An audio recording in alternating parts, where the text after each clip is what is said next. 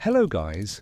Before we begin, I want to inform you that this narrative is based on real events and documented historical accounts. Some characters, dialogues and details have been recreated for narrative purposes. Tonight you will discover one of the most extraordinary stories of World War I, the moment when enemy soldiers stopped firing, stepped out of their trenches and met as human beings. It wasn't planned by generals or an official order. It was something that simply happened. And it forever changed how we think about war, humanity, and choice.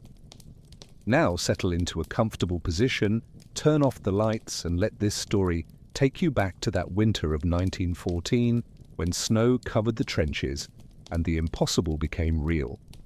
The year 1914 was coming to an end.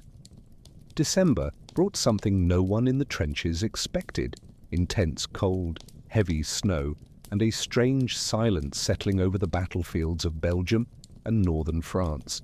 Imagine for a moment, you are thousands of miles from home, buried in a muddy ditch dug into the earth.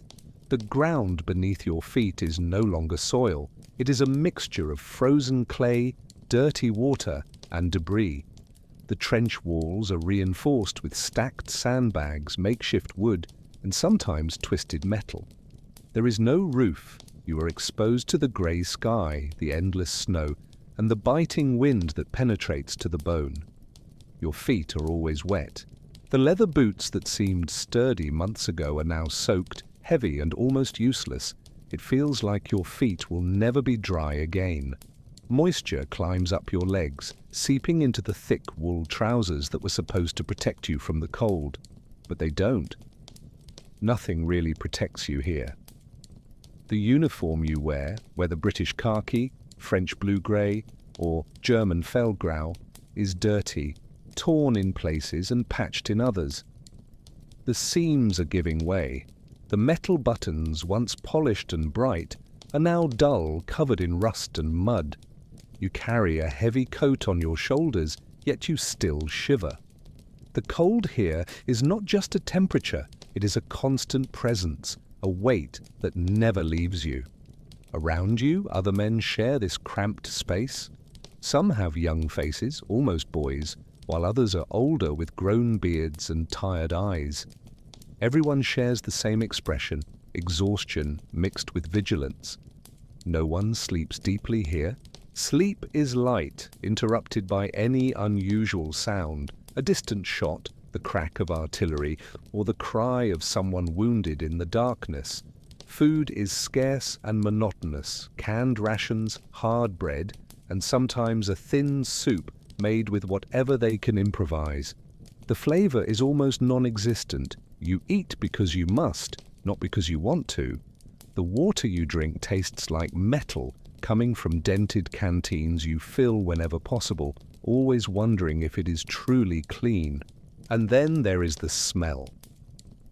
It is impossible to describe completely, but try to imagine wet earth mixed with gunpowder smoke, the accumulated sweat of bodies unwashed for weeks, the acrid odor of makeshift latrines, and something else, something you prefer not to identify, but you know is related to the death constantly lurking around these ditches. A few meters away, across an open space called no man's land, are other men. They wear different uniforms and speak a different language, but they live the exact same reality. They are also cold, hungry, and wanting to be home. But you were taught to hate each other, trained to see the other as an enemy, a threat, as something less than human. For months, you shot at each other, threw grenades and fired machine guns. You saw friends fall and felt anger, fear, and despair. But now, in December 1914, something was beginning to change. The war that everyone thought would end quickly, home by Christmas, they said in August, did not end. Instead, it transformed into a war of trenches, waiting, and attrition. The front lines stabilized into a deadly stalemate, stretching for hundreds of kilometers.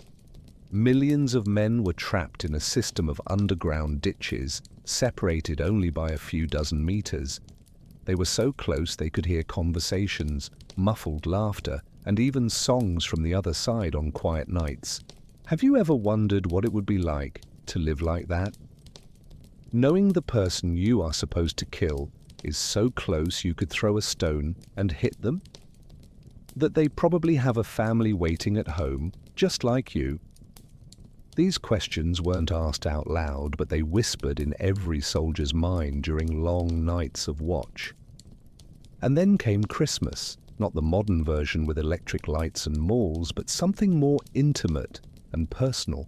For the British, it meant plum pudding and letters home. For the Germans, it was about decorated trees with real candles and singing Stille Nacht. For the French, it was midnight mass and family gatherings. But in 1914, none of these men were home. They were in the mud, in the cold, and in the war. If you are enjoying discovering this incredible story, subscribe to the channel to help us grow and receive notifications. Tell us, where are you watching from and what time is it there? It is fascinating for us to know where our community is spread across the world.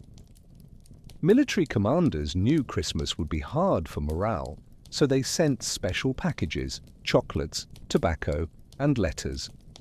The British government sent a decorated metal tin to every soldier with cigarettes and a card from Princess Mary. The Germans received sausages, black bread, and small Christmas trees, Tannenbaum, to place in the trenches. Think about that. Amidst destruction, death, mud, and blood, someone thought to send Christmas trees. Simple, small, but they were Christmas trees. As Christmas Eve approached, the pace of fighting slowed down. Shots became less frequent, and artillery blasts began to space out. Then on the night of December 24th, as snow fell softly and the cold bit deeper, something extraordinary began.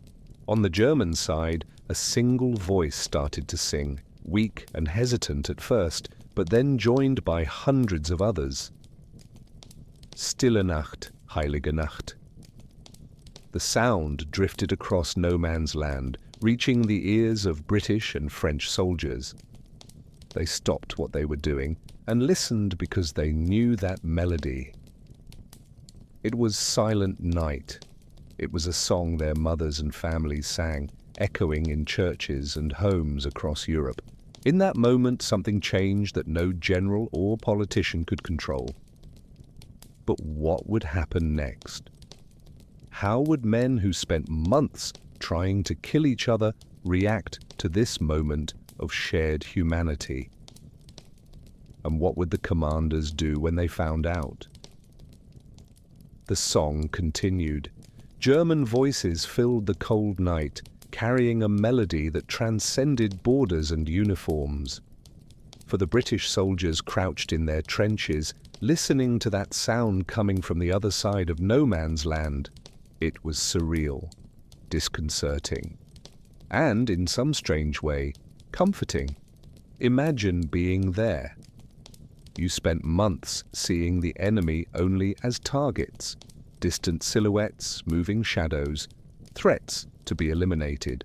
You never thought of them as real people with voices, emotions, and memories of past Christmases. But now, hearing that song, it was impossible not to. A British soldier, we don't know his name, but we know he existed through surviving letters and diaries, described that moment as hearing ghosts singing. Not ghosts of death, but ghosts of a normal life, of a world that seemed to have disappeared when the war began. And then something even more extraordinary happened. On the British side, someone started singing back. Not in German, but in English. The same song, the same melody, but with different words. Silent Night, Holy Night. The voices met in the middle.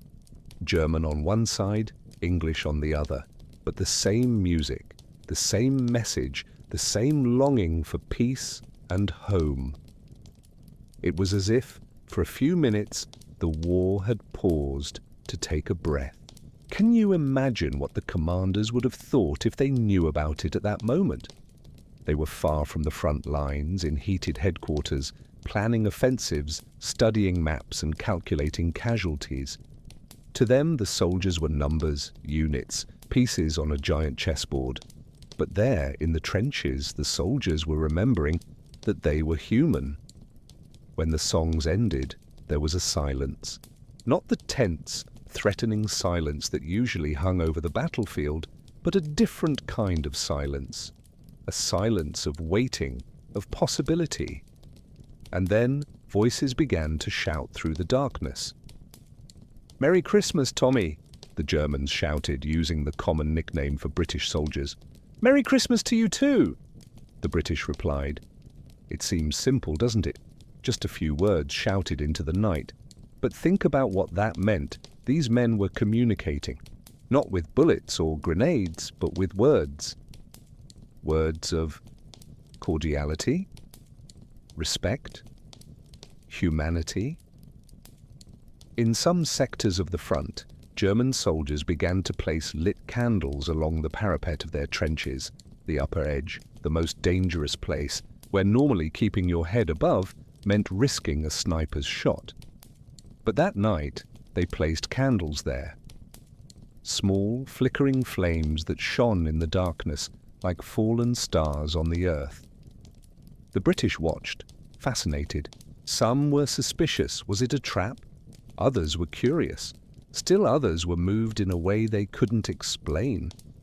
The small Christmas trees the Germans had received were also placed in the trenches, decorated with whatever they had, pieces of aluminum foil from chocolate wrappers, makeshift ribbons, and more candles. In the flickering light of these candles, the trenches, those places of death and despair, seemed, for a moment, almost festive. But the true transformation was still to come. As the night progressed, the cold intensified. The temperature dropped below zero. The men's breath formed clouds of vapor in the air. Fingers grew numb, even inside gloves. The metal of the weapons became so cold that touching it with bare skin caused pain. But something else was happening. At various points along the hundreds of miles of trenches, soldiers began to do something unthinkable. They began to step out of the trenches, not all at once, not in a coordinated wave. But here and there, a brave man, or perhaps just someone too tired of the war to care, climbed the makeshift wooden ladder, stepped over the parapet, and stood in no man's land. The first to do it in each sector must have felt his heart racing. He must have expected at any second to hear the crack of a rifle, to feel the impact of a bullet. But it didn't come. Instead, on the other side, another man did the same.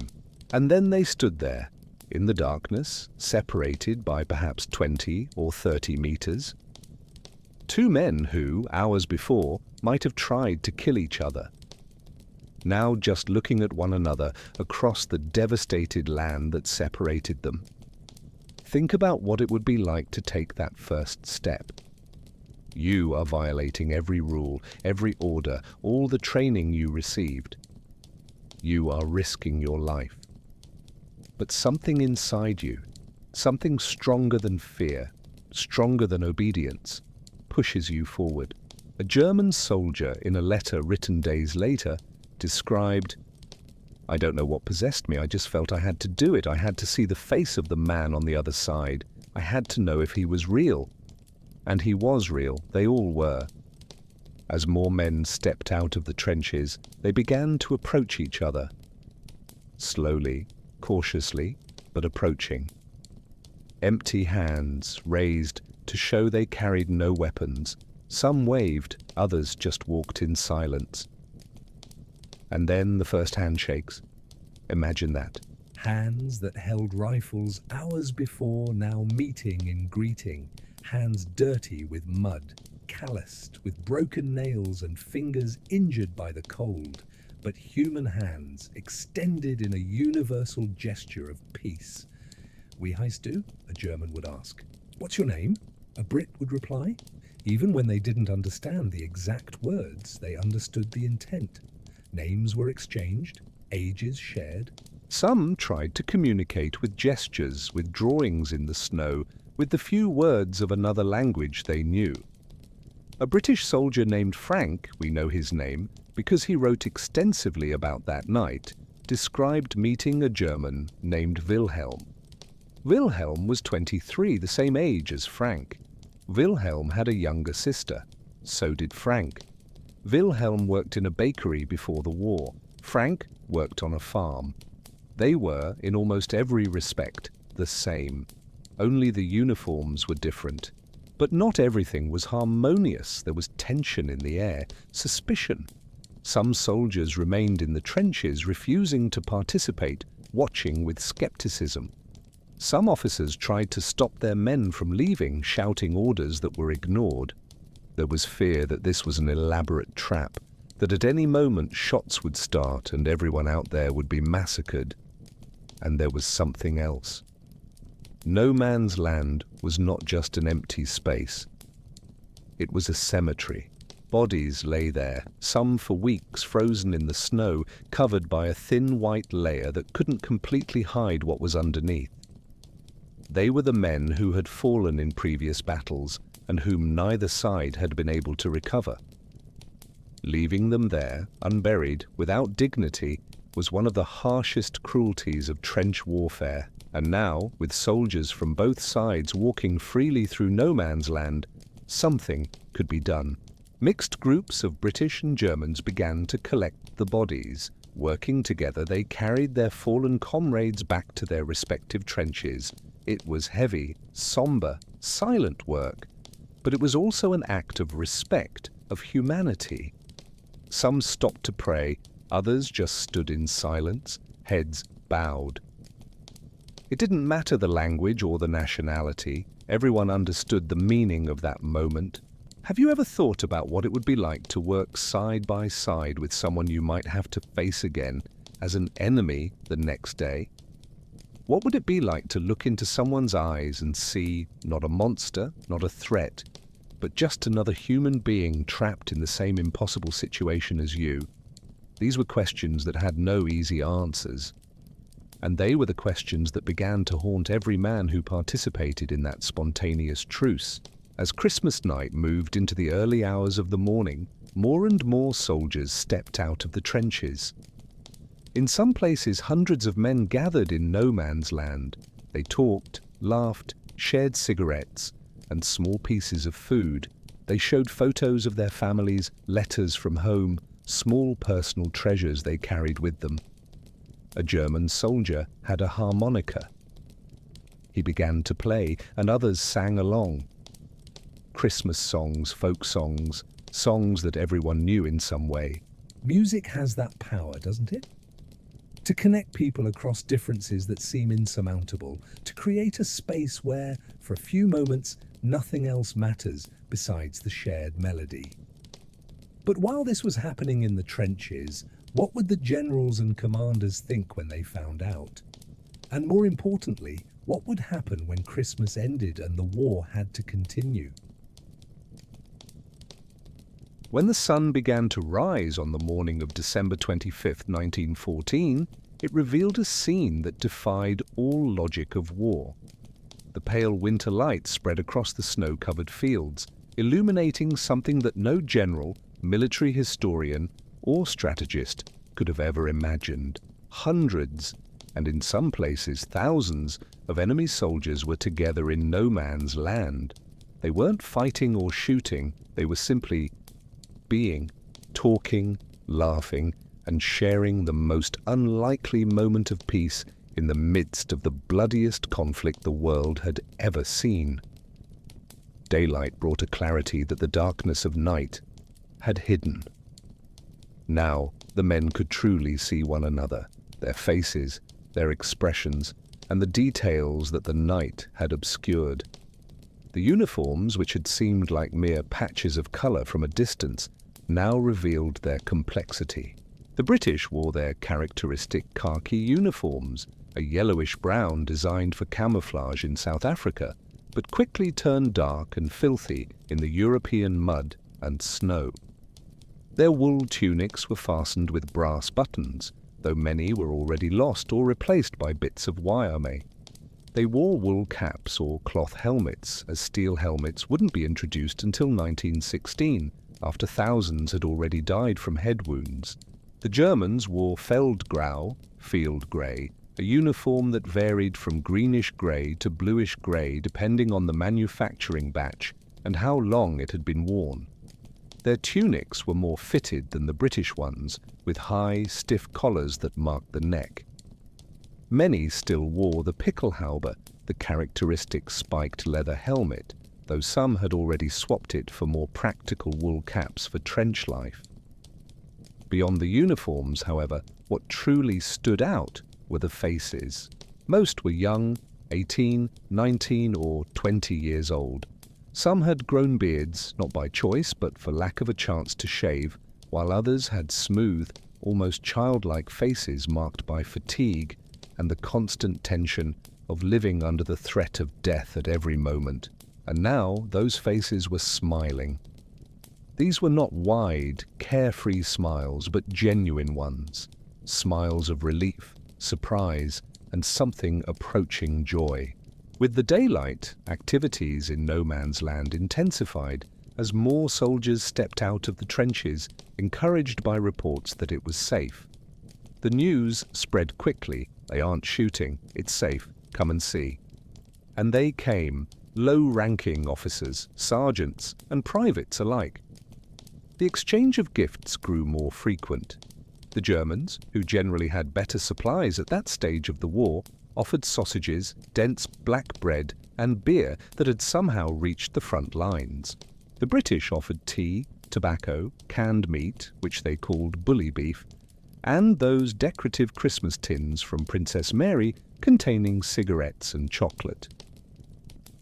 For men who spent weeks eating monotonous rations, a piece of chocolate was an indescribable luxury. The sweet taste and creamy texture melting on the tongue felt like a brief return to civilization and normalcy. Cigarettes were especially valued as one of the few comforts available in the trenches. The ritual of lighting a cigarette and inhaling the smoke was a moment of pause amidst the constant chaos. Now, enemy soldiers shared cigarettes, lighting them for one another and passing packs from hand to hand. A British soldier named Bruce wrote in his diary, "I traded my tobacco ration for a German sausage. It was the best trade I ever made. The sausage tasted like home, like something my mother would make. I almost cried while eating it. But it wasn't all gift-giving and friendly conversation. There was also serious work to be done. No man's land was full of bodies, some recent and others there since October or November. The winter cold had preserved many of them, but it didn't make the sight any less disturbing. Organized groups of British and German soldiers worked side by side to recover and identify the dead. They searched for identification tags and letters in pockets, anything that could tell who those men were and where they came from. It was silent, heavy work, both physically and emotionally. Every body was someone who had a name, a family, and a life that had been cut short. Some of the soldiers doing this work recognized friends and comrades they had shared the trenches with only weeks before. Finding the body of someone you knew and giving them dignity alongside someone who is technically your enemy creates connections that transcend military orders. It makes one wonder what truly makes us enemies and what makes us human. While some groups tended to the dead, others explored no man's land more casually. Some took photographs with small portable Kodak cameras carried in their pockets. These photographs are extraordinary documents showing British and German soldiers posing together with their arms around each other's shoulders, smiling for the camera. Looking at these photos today is surreal. You see different uniforms but identical expressions. You see men who should be killing each other instead creating memories together. Near the Belgian village of Ploegsteert, which British soldiers simply called Plug Street, something even more extraordinary happened. Someone found a football. No one knows exactly who brought it or where it came from, but naturally, someone suggested a game. In the middle of a war zone, on a field devastated by artillery, and filled with craters and barbed wire, they played. It wasn't a formal match with strict rules. It was chaotic, improvised, and joyful. The goalposts were marked with caps or coats, and the pitch was uneven and full of obstacles. But it was football, the sport that united Europe and was loved from London to Berlin. A German soldier wrote home, "We played football with the English. We lost 3-2, but it was the happiest defeat of my life." Another Brit wrote, "It was the strangest game I ever played. Half the time I forgot they were Germans. They were just lads like us." The game lasted perhaps an hour, and although no official record was kept, those who participated never forgot that match in no man's land.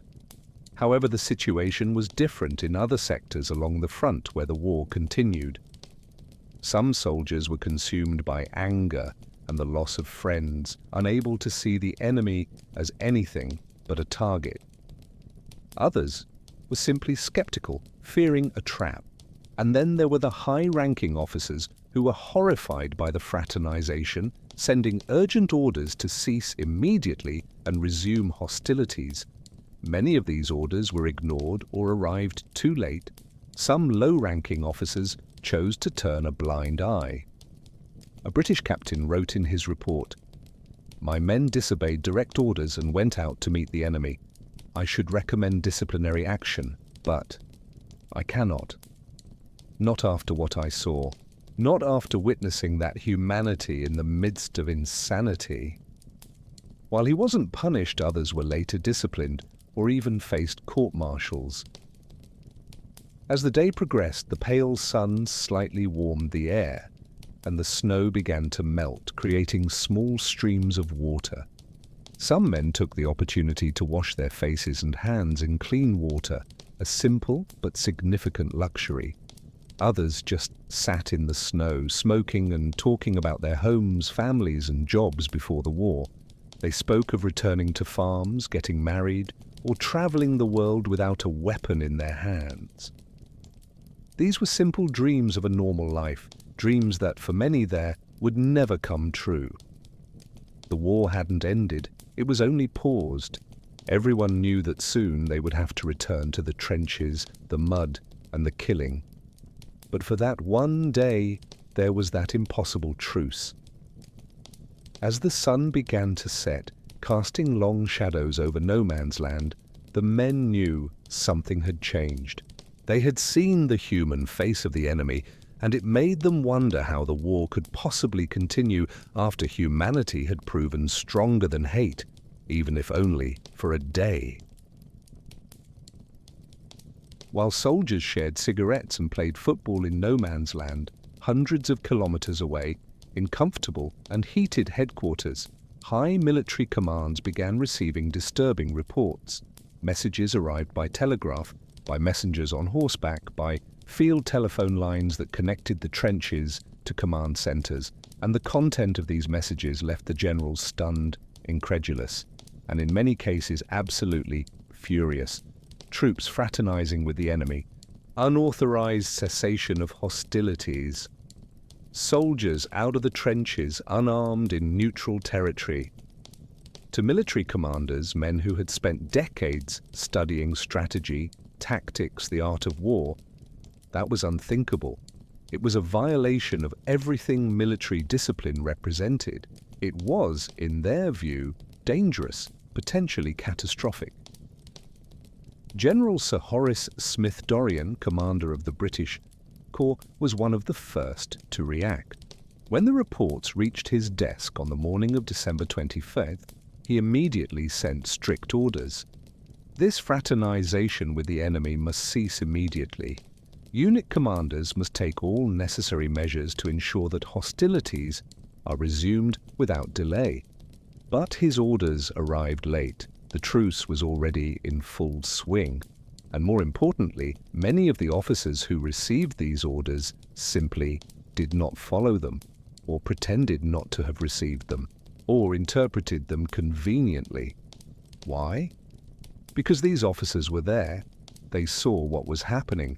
They saw their men who had been on the brink of emotional and physical collapse after months of brutal combat, finally smiling, finally relaxing, finally being human again. How could you order that to stop? How could you look at a soldier who hadn't slept properly in weeks, who had seen friends die by his side, who lived in subhuman conditions? How could you look at this man finally having a moment of peace and say, no, go back to killing? Some officers could not do it, and so they did what military personnel rarely do. They disobeyed orders. A British lieutenant, whose name was omitted from official records to protect him from later punishment, wrote in his personal diary, "I received orders to end the fraternization. I tore up the message and told the messenger it never arrived. May God forgive me if I am wrong, but I cannot believe I am." On the German side, the reaction was similar.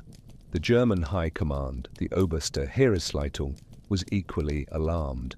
General Erich von Falkenhayn, Chief of the General Staff, considered the truce a threat to military discipline and morale.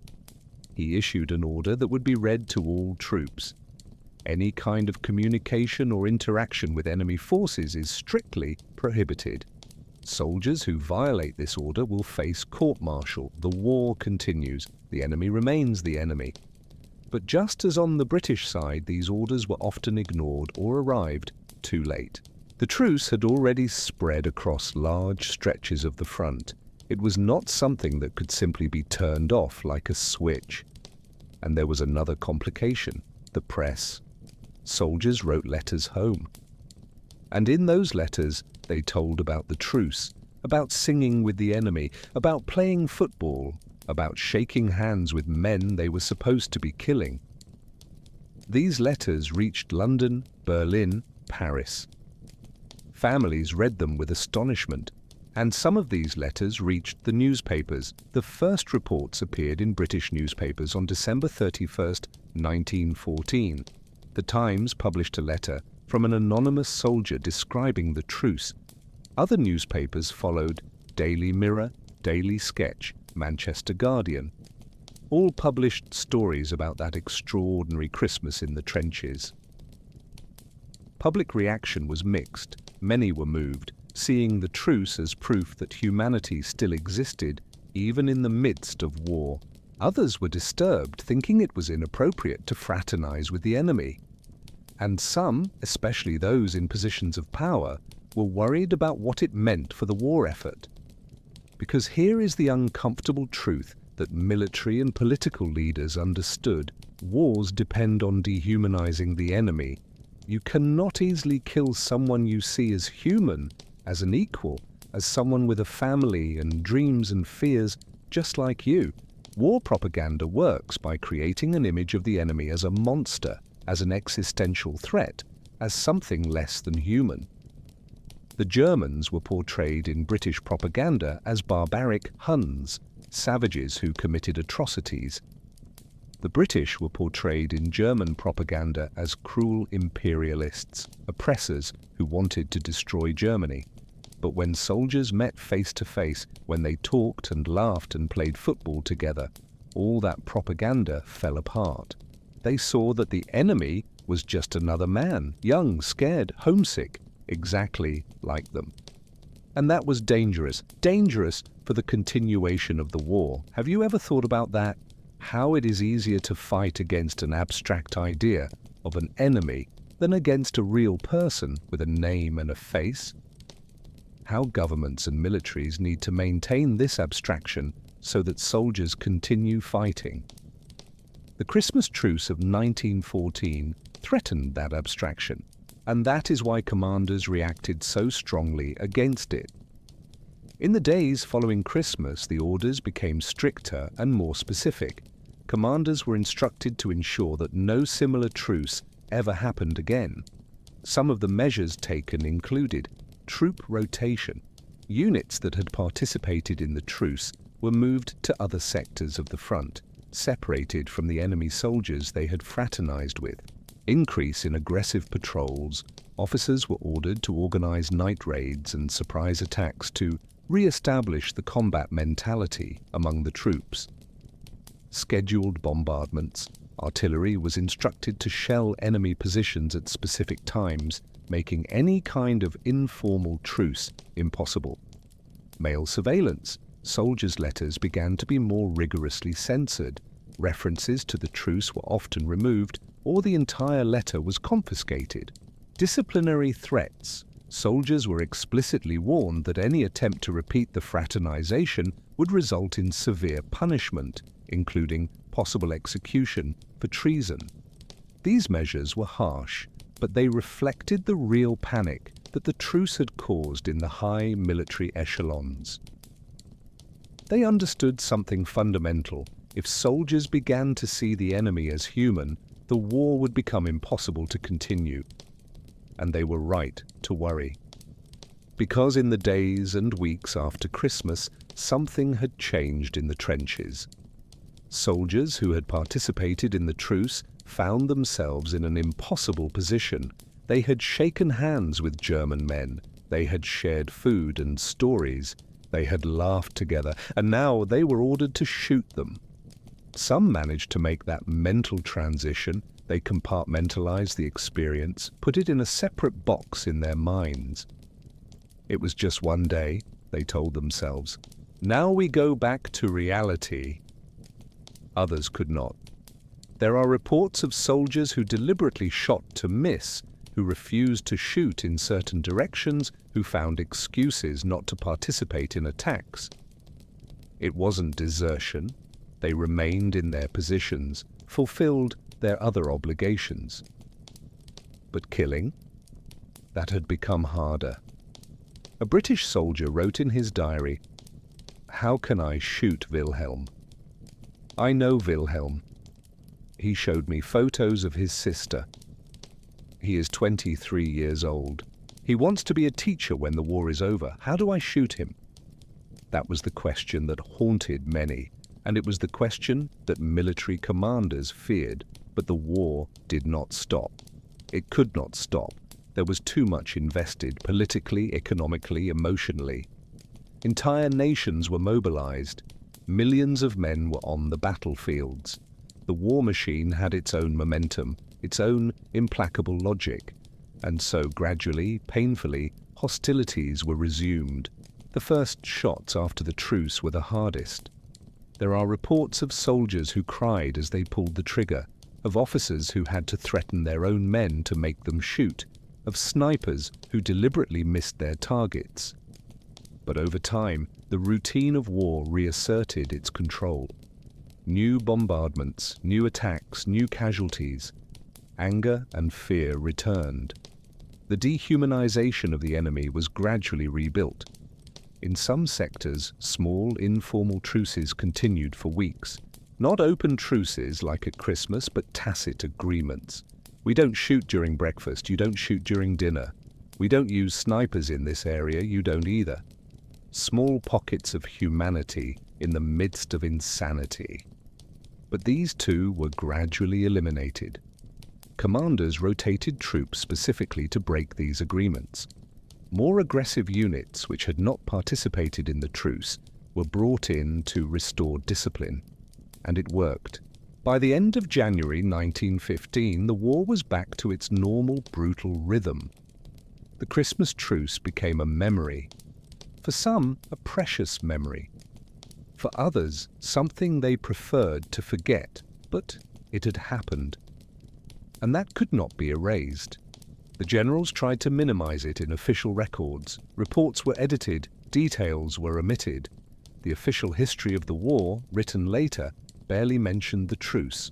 It was an embarrassment, an anomaly, something that did not fit the narrative of nations fighting heroically against evil enemies. But the soldiers remembered, and they told their stories. Not officially, not in military reports, but in letters, in diaries, in whispered conversations. And these stories survived. Decades later, when veterans were interviewed, when historians began to seriously research what had happened, the true extent of the Christmas Truce emerged. It was not an isolated incident. It was a phenomenon that spread across hundreds of kilometers of the front, involving tens of thousands of soldiers. It was perhaps the greatest spontaneous act of peace in the midst of war that the world has ever seen.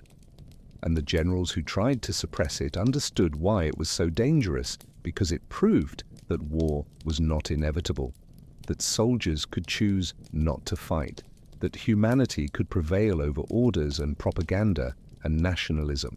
This was a truth that threatened the entire structure of modern war, and that is why it had to be suppressed, minimized, almost erased from official history. But truth has a way of surviving, and the truth of the Christmas truce is this: for a brief moment, ordinary men chose peace over war, and no one, no general, no politician, no propagandist could take that away from them. What would happen in the following months when the war became even more brutal? When new weapons, new tactics, new atrocities were introduced? Could something like the Christmas Truce happen again? January 1915 arrived with a cold even more intense than December. Temperatures dropped drastically, reaching 15 or 20 degrees below zero in some places. The snow that had seemed almost magical at Christmas now became an additional enemy, an enemy that did not distinguish between British, German, or French. In the trenches, life became increasingly difficult. Water froze in canteens, bread became as hard as stone. Soldiers' fingers and feet began to show signs of frostbite, a serious medical condition that, if untreated, could lead to gangrene and amputation. But the physical cold was nothing compared to the emotional cold that was beginning to set in. The war was returning, and with it came all the brutality, all the fear, and all the dehumanization that the Christmas truce had temporarily suspended. Military commanders, determined to ensure that nothing like that truce ever happened again, implemented their new policies with relentless rigor. Units were rotated. Soldiers who had fraternized with the enemy were separated, sent to different sectors of the front, and mixed with fresh troops who had not participated in that moment of peace. This rotation had a clear purpose: to break the human connections that had been formed. If you were no longer face to face with Wilhelm, the young German baker who showed you photos of his family, it was easier to shoot the anonymous soldier on the other side. If you didn't know the name of the man in your sights, it was easier to pull the trigger, and it worked. Slowly, painfully, but it worked. The first attacks of January were hesitant. Officers practically had to drag some soldiers out of the trenches. There was reluctance, passive resistance, and a deliberate slowness in following attack orders. But the commanders had tools to deal with this: threats of court-martial and executions for cowardice. Yes, soldiers who refused to fight could be executed by their own comrades, a terrible fate that served as a warning to everyone else, and perhaps more effectively, they appealed to duty, to loyalty to comrades, and to the idea that if you didn't fight, you were betraying the men beside you. This last argument was particularly powerful because as much as soldiers might question the war in the abstract, and as much as they might see the enemy as human, they could not abandon their friends. The men with whom they shared the trenches, with whom they suffered daily, and with whom they formed bonds stronger than family, these men depended on each other to survive. And so, gradually, the war machine began to function again. But something had fundamentally changed. The Christmas truce had planted a seed of doubt that could not be completely eradicated. Soldiers now knew in a visceral and undeniable way that the enemy was human.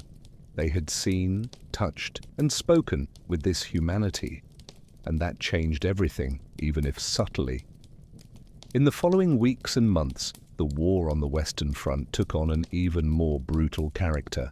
It was as if military commanders, horrified by the truce, were determined to prove that the war was serious and that there was no room for sentimentality or humanity. New tactics were introduced. Night raids became more frequent. Small groups of soldiers crossing no man's land in the darkness, attacking enemy trenches, killing silently with knives and clubs, capturing prisoners for interrogation, and then disappearing back into the night.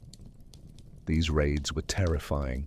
You never knew when they would come. You could be sleeping that light and restless sleep that was all the trenches allowed, and suddenly be awakened by screams, by explosions, and by men jumping into your trench with the intent to kill. Artillery also intensified. Bombardments that were once sporadic now became constant. The sound of explosions, that deafening roar that made your bones vibrate, your teeth chatter, and penetrated your mind until you could no longer remember what silence was like, became the constant soundtrack of life in the trenches. And then there were the new weapons. The war was evolving, becoming more technological and more efficient at killing. Machine guns, which were already deadly, were perfected. The Maxim, the Vickers, the MG08. These machines could fire hundreds of bullets per minute, turning any attack across no man's land into an almost guaranteed massacre.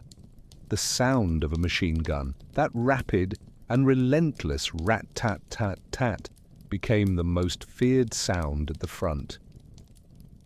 Hand grenades became more common.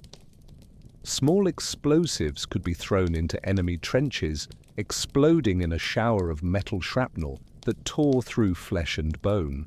Soldiers learned to recognize the sound of a grenade being thrown, that brief hiss in the air, and had only seconds to throw themselves to the ground or try to throw it back before it exploded. And then, in April 1915, something new and terrible was introduced: poisonous gas. The Germans were the first to use it on a large scale at the Second Battle of Ypres. Chlorine cylinders were opened in the German trenches, and the wind carried the yellow-green cloud across no man's land toward the French and British lines. Imagine seeing that approaching, a colored mist moving slowly but inexorably toward you. You don't know what it is. It looks almost beautiful, in a strange way. And then it arrives. Chlorine burns. It burns your eyes, your throat, and your lungs. You can't breathe. Every attempt to inhale is agony. You cough, choke, and feel as if you are drowning on dry land. Your eyes water uncontrollably. You go blind, suffocating in absolute panic. Thousands died in that first gas attack. Thousands more were permanently injured, with damaged lungs that would never function properly again, condemned to a life of respiratory difficulty and pain. The introduction of poisonous gas marked a new phase in the war. It was a weapon that did not distinguish between combatants and non-combatants, causing prolonged and terrible suffering and violating all previous notions of civilized warfare. And both sides quickly adopted it. If the Germans used gas, the British and French would use it too. The escalation was inevitable. Gas masks were developed and distributed, uncomfortable and frightening devices that made you look like a giant insect, restricting your vision and breathing, but absolutely necessary for survival. Can you imagine fighting a war like this, where you not only have to worry about bullets and explosions, but also about the very air you breathe, where at any moment you can be poisoned by something invisible and undetectable until it's too late? How did the war reach this point? How were human beings who, just months before, had sung together at Christmas, now using weapons designed specifically to cause the maximum possible suffering? The answer lies in the relentless logic of total war. Once a conflict begins, and once nations invest their resources, their population, and their national identity in victory, it becomes almost impossible to stop. Every atrocity on the other side justifies an atrocity of your own. Every new weapon demands a counter-weapon. The escalation becomes automatic and inevitable, and the soldiers, those ordinary men who had been dragged into that conflict, were caught in the middle. They didn't create the policies. They didn't develop the weapons.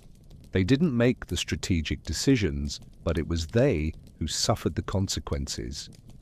Life in the trenches in 1915 was fundamentally different from what it had been in 1914, not just because the war had intensified, but because something had been lost. That initial innocence, that belief that the war would be short and glorious, and that hope that maybe, somehow, humanity would prevail. All of that had disappeared. The soldiers now understood the truth. This war would continue. It would continue for months, perhaps years, and many of them would not survive. This realization changed people.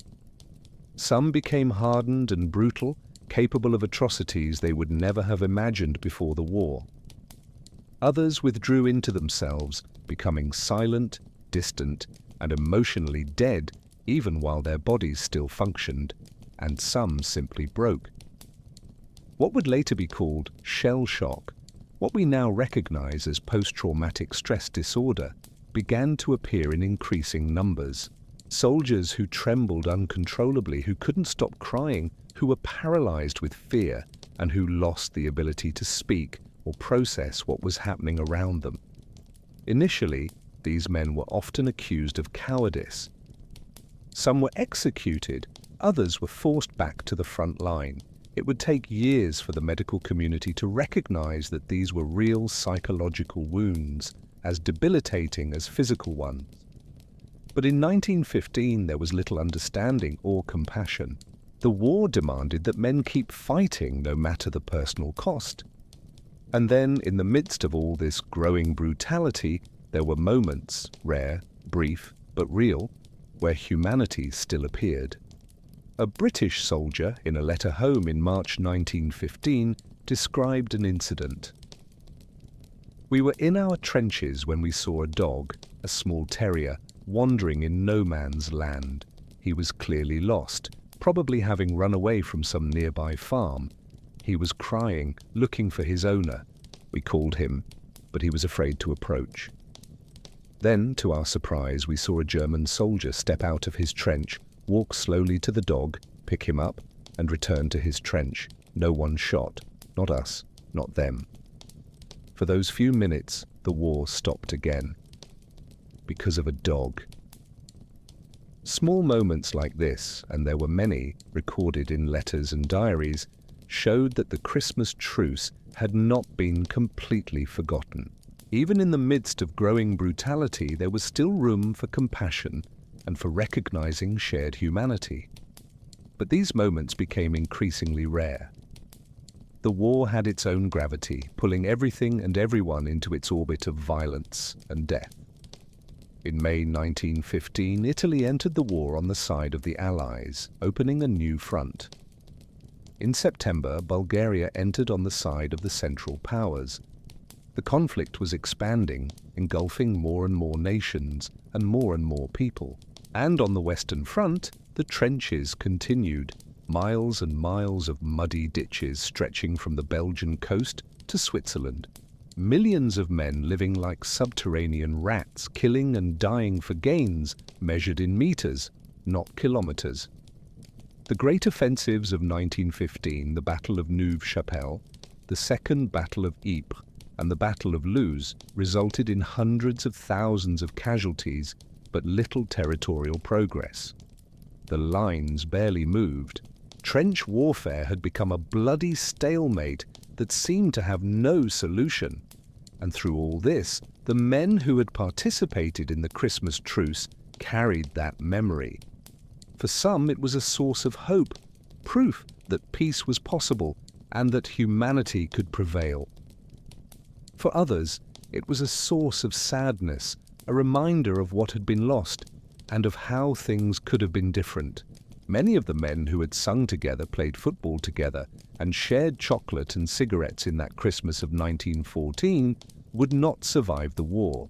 They would fall in subsequent battles, their lives ending in artillery explosions, machine gun bursts, gas attacks, or any of the 1,000 ways modern war had invented to kill.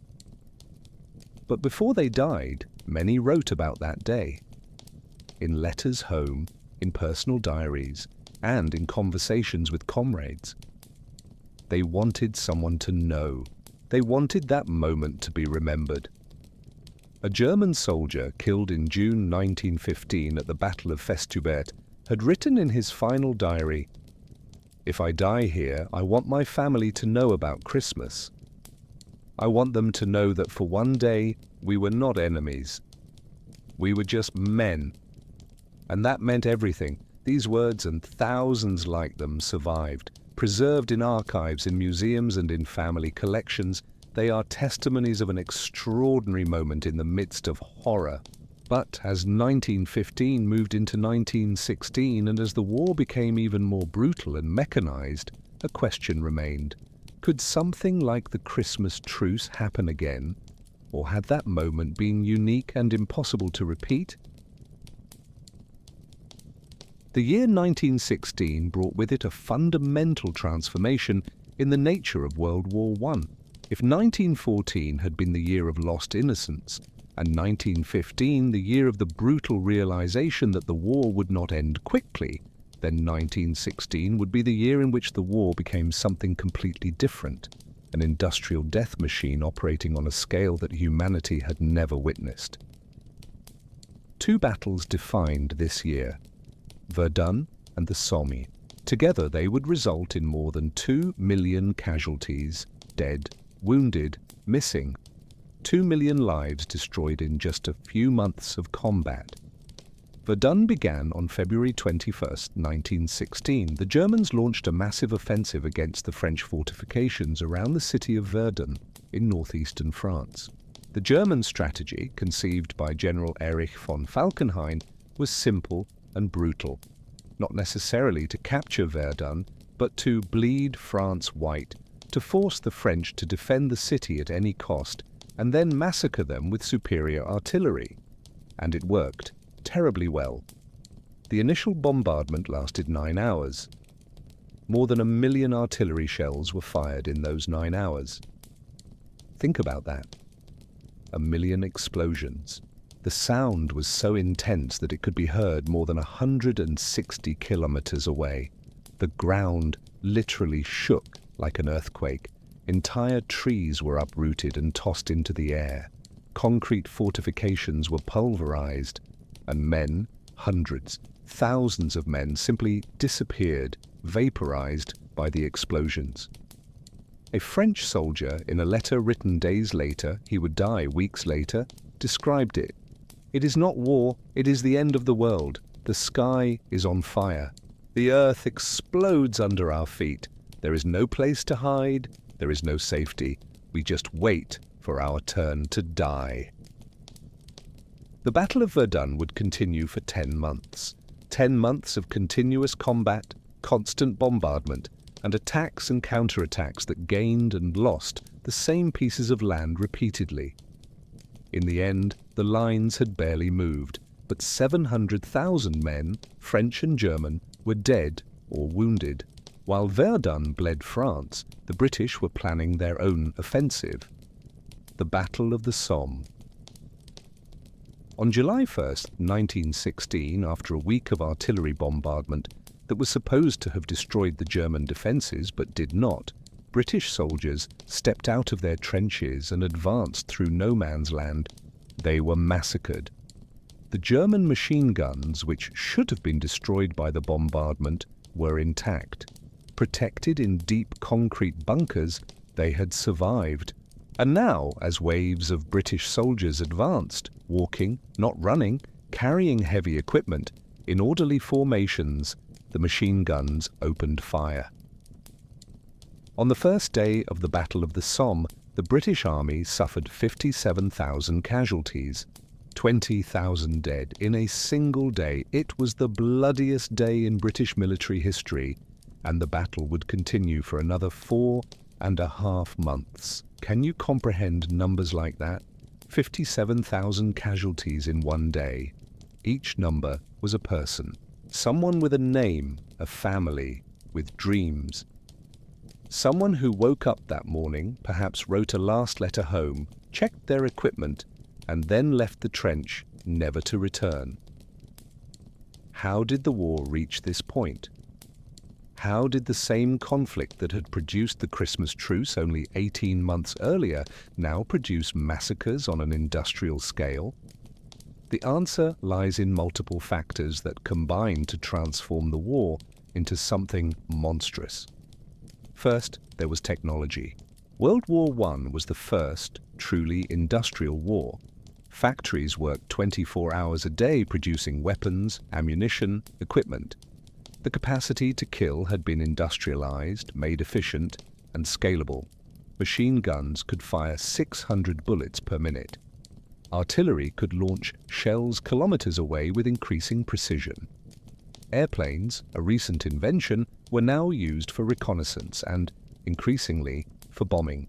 Tanks, introduced by the British at the Somme in September 1916, represented a new form of mechanized warfare. Second, there was scale. Millions of men were mobilized. Entire nations had transformed their economies for the war effort. It was no longer possible to simply stop. Too much had been invested. Too much had been sacrificed. The logic was, since we lost so many men, we have to continue fighting so that their deaths were not in vain. It was a circular and fatal logic, but it was powerful. Third, there was propaganda. Both sides had become masters at demonizing the enemy, at creating narratives of good versus evil, of civilization versus barbarism. Newspapers published stories of atrocities, some real, many exaggerated or completely fabricated. The goal was to keep the hatred alive, to keep the civilian population supporting the war, and to keep the soldiers willing to kill. And fourth, perhaps most importantly, there was emotional distance. The generals who planned these offensives were not in the trenches. They were in comfortable chateaux, kilometers from the front, studying maps and moving markers that represented entire divisions of men. To them, soldiers were numbers, resources to be spent in the pursuit of victory. This distance, physical and emotional, between those who made decisions and those who suffered the consequences, is a defining characteristic of modern war, and it makes possible atrocities that would be unthinkable if the decision-makers had to personally witness the results of their orders. But let's return to the trenches, where the soldiers lived this reality. In 1916, life in the trenches had become even harder than in 1914 or 1915. The trenches were now more elaborate. Complex systems of front lines, support lines, and reserve lines, all connected by communication trenches. There were underground bunkers, ammunition depots, first aid posts, even small makeshift chapels. But elaboration did not mean comfort. The trenches were still muddy, cold, and infested with rats and lice. Food was still scarce and tasteless. Sleep was still rare and restless. And death was still always present, just waiting. New horrors had been added. Besides poisonous gas, which was now used regularly by both sides, there were flamethrowers, terrible weapons that projected liquid fire dozens of meters away, burning men alive in their trenches. The sound of a flamethrower, that roar followed by screams of agony, became one of the most feared sounds of the war. There was also increasingly precise and devastating artillery. New types of shells were developed. High explosive shells that created gigantic craters, shrapnel shells that exploded in the air, launching thousands of metal fragments, and gas shells that released poison without the sound of an explosion to warn. And there were the snipers, becoming increasingly specialized and deadly. Men trained to wait for hours, even days, for a single perfect shot.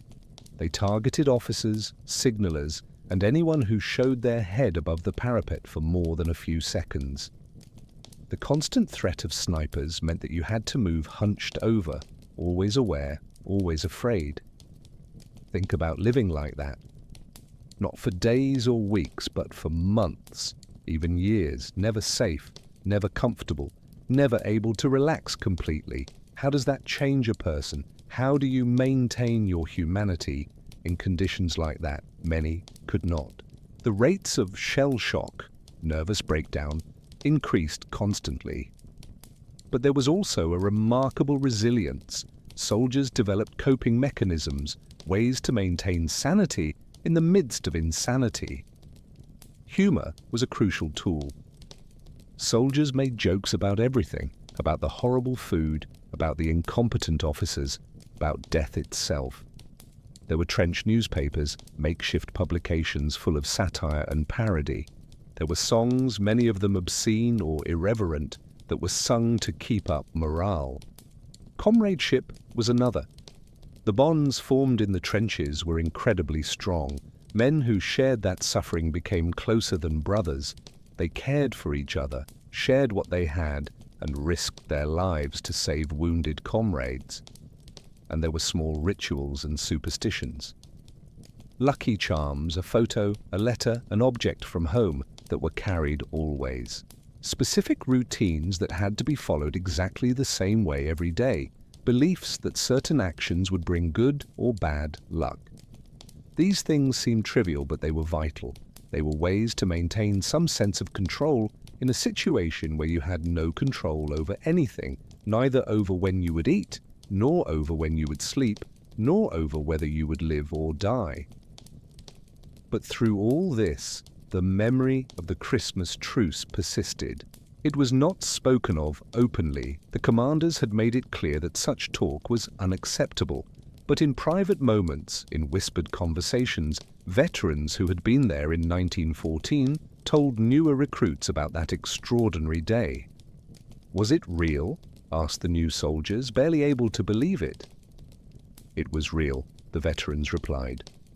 For one day, we were human again. And that memory mattered. Because it proved that even in the worst war, even in the most brutal conditions, humanity could prevail, even if only for a moment, even if it never happened again. But could it happen again? On Christmas 1916, would there be another truce? The answer was no. The commanders were prepared this time. Bombardments were scheduled specifically for Christmas Eve and Christmas Day. Aggressive patrols were ordered. Soldiers were explicitly warned that any attempt at fraternization would result in severe punishment. And it worked. There was no truce in 1916, nor in 1917, nor in 1918. The Christmas Truce of 1914 remained unique. A singular moment in history. A moment that would never be repeated, but why not? What had changed between 1914 and 1916 that made a repetition impossible? Part of the answer lies in the growing brutality of the war. In 1914, the war was still relatively new. The soldiers had not yet seen the worst. But in 1916, after Verdun, after the Somme, after poisonous gas and flamethrowers and industrial massacres, there was too much blood, too much anger, too much hatred. Soldiers in 1916 had seen friends burned alive, suffocated by gas and torn apart by artillery. It was harder to see the enemy as human when you had witnessed what they were capable of doing. But there was also the issue of military control.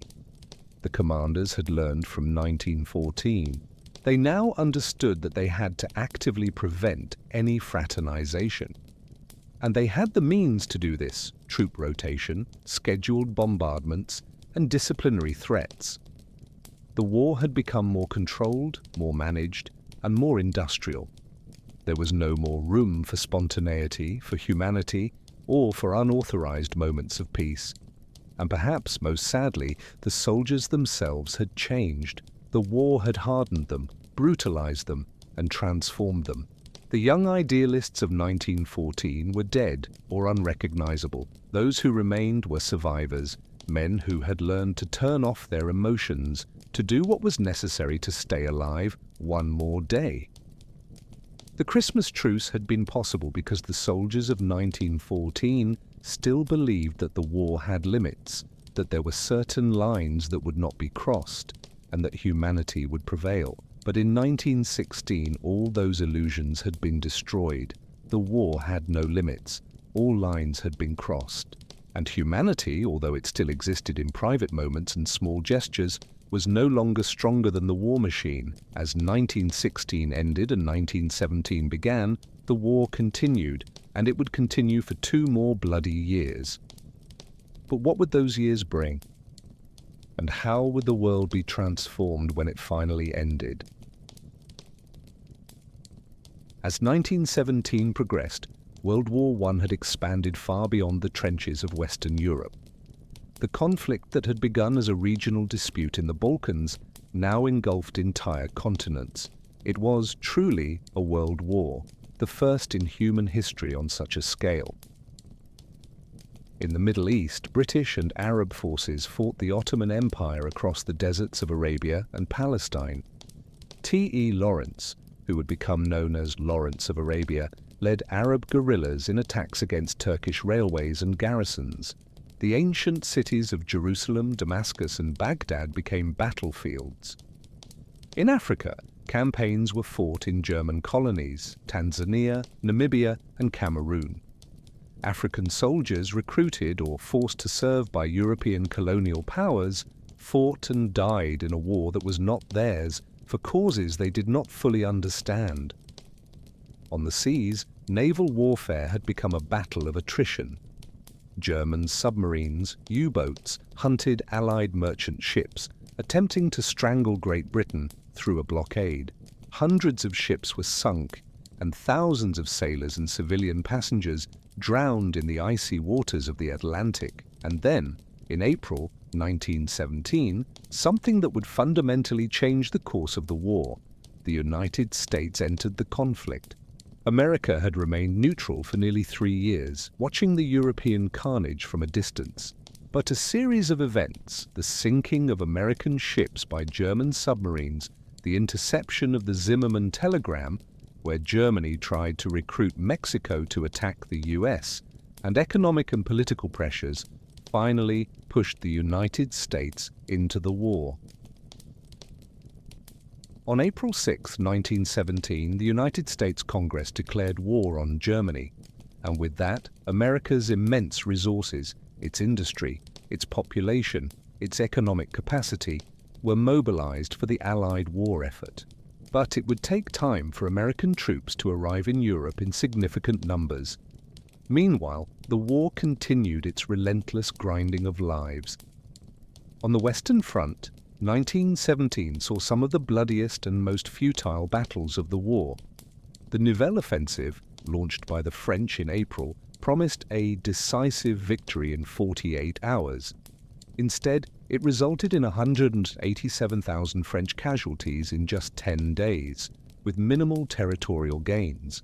The failure was so devastating, so obviously the result of incompetent planning and disregard for soldiers' lives, that it triggered something unprecedented: large-scale mutinies in the French army. French soldiers who had endured 3 years of brutal war, who had defended Verdun, who had done everything that was asked of them, simply said, "No more." It was not mass desertion. It was not a refusal to defend their positions. It was something more subtle and, in a way, more powerful. Soldiers said they would defend the trenches but would not participate in any more suicidal attacks. They would no longer advance through no man's land to be slaughtered by machine guns. It was a form of strike, a military strike, and it spread rapidly through the French army. At its peak, 54 divisions, half of the French army, were affected by some degree of mutiny. The French government panicked. If the Germans discovered the extent of the mutinies, they could launch a massive offensive and potentially win the war. The situation was kept in absolute secrecy, so secret that the Germans never fully discovered what was happening. General Philippe Pétain was placed in command and tasked with restoring order. He used a combination of punishment and reform. Some leaders of the mutinies were executed, shot by their own comrades as an example. But Pétain also implemented reforms: better food, more leave, to visit home, and an end to poorly planned suicidal attacks. And it worked. Gradually order was restored, but something fundamental had changed. The implicit contract between soldiers and commanders had been broken. Soldiers now knew they could say no, and commanders knew there were limits to what they could demand. Have you ever thought about that? About the power that ordinary soldiers have if they choose to exercise it? Wars cannot be fought without soldiers willing to fight. And when soldiers collectively say no more, what can generals and politicians do? The French mutinies of 1917 demonstrated something important, that even in rigid military systems, even under threat of execution, human beings can refuse to participate in their own destruction. It is a lesson that resonates to this day. While the French dealt with mutinies, the British launched their own offensive, the Third Battle of Ypres, better known as Passchendaele. If Verdun and the Somme had been hells, Passchendaele was something even worse. The battle was fought in horrific weather conditions. Constant rain turned the battlefield into a swamp of mud. Not ordinary mud, but deep, viscous mud that could swallow a man whole. Soldiers literally drowned in the mud. Wounded men who fell off the wooden walkways crossing the battlefield slowly disappeared into the liquid mud, unable to save themselves, while comrades watched helplessly. Horses, tanks, cannons all sank and disappeared. A British soldier wrote, "It is not a battlefield. It is a sea of mud with islands of death. You do not fight the enemy as much as you fight the land itself, which seems determined to swallow you." The battle lasted from July to November 1917. British and Empire casualties were estimated at 275,000. German casualties were in similar numbers, and the territorial gain, approximately 8 kilometers. 8 kilometers of mud and destruction brought with 500,000 casualties. But while the Western Front remained in a bloody stalemate, dramatic events were occurring in the east. Russia, which had been one of the main allies since the beginning of the war, was collapsing. Years of disastrous war, with millions of casualties and humiliating defeats, had destroyed the Russian economy and confidence in the Tsarist government. In March 1917, the February Revolution, so named by the old Russian calendar, overthrew Tsar Nicholas II. A provisional government took over, promising to continue the war. But the situation continued to deteriorate. And then, in November 1917, the October Revolution brought the Bolsheviks to power under the leadership of Vladimir Lenin. And one of Lenin's first actions was to seek peace with Germany. In March 1918, the Treaty of Brest-Litovsk was signed, withdrawing Russia from the war. For Germany, this was a huge victory. They could now transfer millions of soldiers from the Eastern Front to the West, concentrating their forces for one last great attack before the American troops arrived in full force. But for the Allies, it was a disaster. They would now face the full power of the German army without the distraction of an Eastern Front. The race was starting. Could the Allies hold out until the Americans arrived in sufficient numbers? Or would Germany win the war before then? While these major strategic movements occurred, life in the trenches continued its brutal routine. But something was changing in the soldiers. There was a fatigue that went beyond the physical. It was a fatigue of the soul. Men who had been at the front since 1914, the few who survived, were unrecognizable. Their faces were empty masks. Their eyes had that look that other soldiers recognized immediately. The 1,000-yard stare, as it would be called in later wars. The look of someone who saw too much, suffered too much, lost too much. Many of these veterans moved like automatons. They followed orders, did their work, survived. But the person they had been before the war was dead. Only the body continued to function. And the new recruits, young men of 18 or 19 who had not been born when the war began, arrived full of romantic ideas about glory and heroism, ideas that were quickly destroyed by the reality of the trenches. A young American soldier arriving in France in 1917 wrote in his diary, "I thought the war would be an adventure. I thought it would be exciting. No one told me it would be mostly waiting. Waiting in the mud, waiting in the cold, waiting for food, waiting for sleep, waiting to die. But even in the midst of all this darkness, moments of humanity still occurred. Small gestures that reminded the men that they were still human. An incident, recorded by a British chaplain, illustrates this. During a particularly heavy bombardment, a young soldier panicked. He began to scream, to cry, unable to control his fear. Instead of ridiculing or punishing him, his comrades surrounded him. They held him, spoke calmly to him, shared their rationed chocolate. They protected him, not just physically, but emotionally. When the bombardment ended, the young man had calmed down, and no word was said about the incident. Everyone understood. Everyone had been close to that breaking point. And this empathy, this shared understanding of trauma, was one of the few things that made life in the trenches bearable. Soldiers cared for each other in ways that went far beyond military duty. And there were still those small rituals that connected the men to normal life, to life before the war. Letters from home were precious treasures. Soldiers read and reread them until the paper wore out. Family photos were carried in pockets, carefully protected from moisture and mud. Some men carried books, poetry, novels, even Bibles, and read them whenever there was enough light and a moment of calm. Music was also important. Harmonicas were popular instruments in the trenches, small, portable, capable of producing comforting melodies. Soldiers sang not just military songs, but songs from home, songs their mothers sang, songs that reminded them of a time before the war. And there was humor. Black humor, certainly, but humor nonetheless. Jokes about the horrible food, about the lice that infested everyone, about the incompetence of certain officers. Laughing was a form of resistance, a way of saying, "You haven't broken me completely, I can still find something funny in this hell." But through all this, the humor, the camaraderie, the small comforts, there was a question that haunted every man. When will this end? In 1914, everyone thought they would be home by Christmas. Then, in 1915, then, in 1916, now it was 1917, and the war continued with no end in sight. How much longer?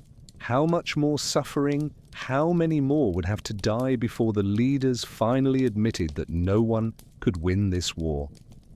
Because that was the truth that was becoming increasingly obvious to the soldiers in the trenches. No one was winning. Both sides were just losing men, losing resources, losing their humanity. But wars are not ended by soldiers. They are ended by politicians and generals, and they were not yet ready to stop. As 1917 ended and 1918 began, everyone knew that the following year would be decisive. Germany would launch its final offensive, betting everything on one last attempt at victory before the Americans arrived in full force. And the Allies would have to hold out no matter the cost. The end was near. But no one knew if it would be an end of victory or of total collapse. And in the trenches, soldiers simply waited, survived one more day, and wondered if they would see the end of the war or if they would join the millions who had already fallen. Spring 1918 brought the feeling that something decisive was about to happen. After nearly 4 years of trench warfare, of bloody stalemate, of battles that consumed hundreds of thousands of lives for gains measured in meters, something had to give. Germany knew its time was running out. With Russia out of the war, they had a window of opportunity. Millions of soldiers could be transferred from the Eastern Front to the West. However, this advantage was temporary. Every week, more American troops landed in France. In a few months, the Allies would have overwhelming numerical superiority. It was now or never. General Erich Ludendorff, effectively the supreme commander of German forces, planned a series of massive offensives that would become known as the Spring Offensives. The goal was simple: break the Allied lines before the Americans arrived in full force, separate the British and French armies, and force a negotiated peace favourable to Germany. On March 21, 1918, the first offensive began. Called Operation Michael, it was launched against the British lines on the Somme, the same place where, less than 2 years earlier, the British had suffered their bloodiest day. The attack began at 4:40 a.m. with the largest artillery bombardment of the war up to that point. More than 6,000 cannons opened fire simultaneously. For 5 hours, shells rained down on British positions. This was not just conventional explosives, but also gas: mustard gas, phosgene, chloropicrin, a lethal mixture that penetrated gas masks and burned lungs, skin, and eyes. Then, under the cover of a dense fog that had descended over the battlefield, the German assault troops advanced. These were not the rigid formations of previous years. The Germans had developed new tactics: small groups of elite soldiers called Stoßtruppen, stormtroopers.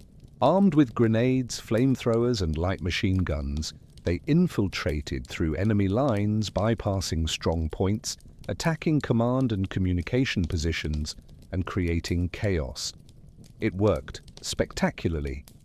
The British lines, already weakened by years of attrition, began to disintegrate.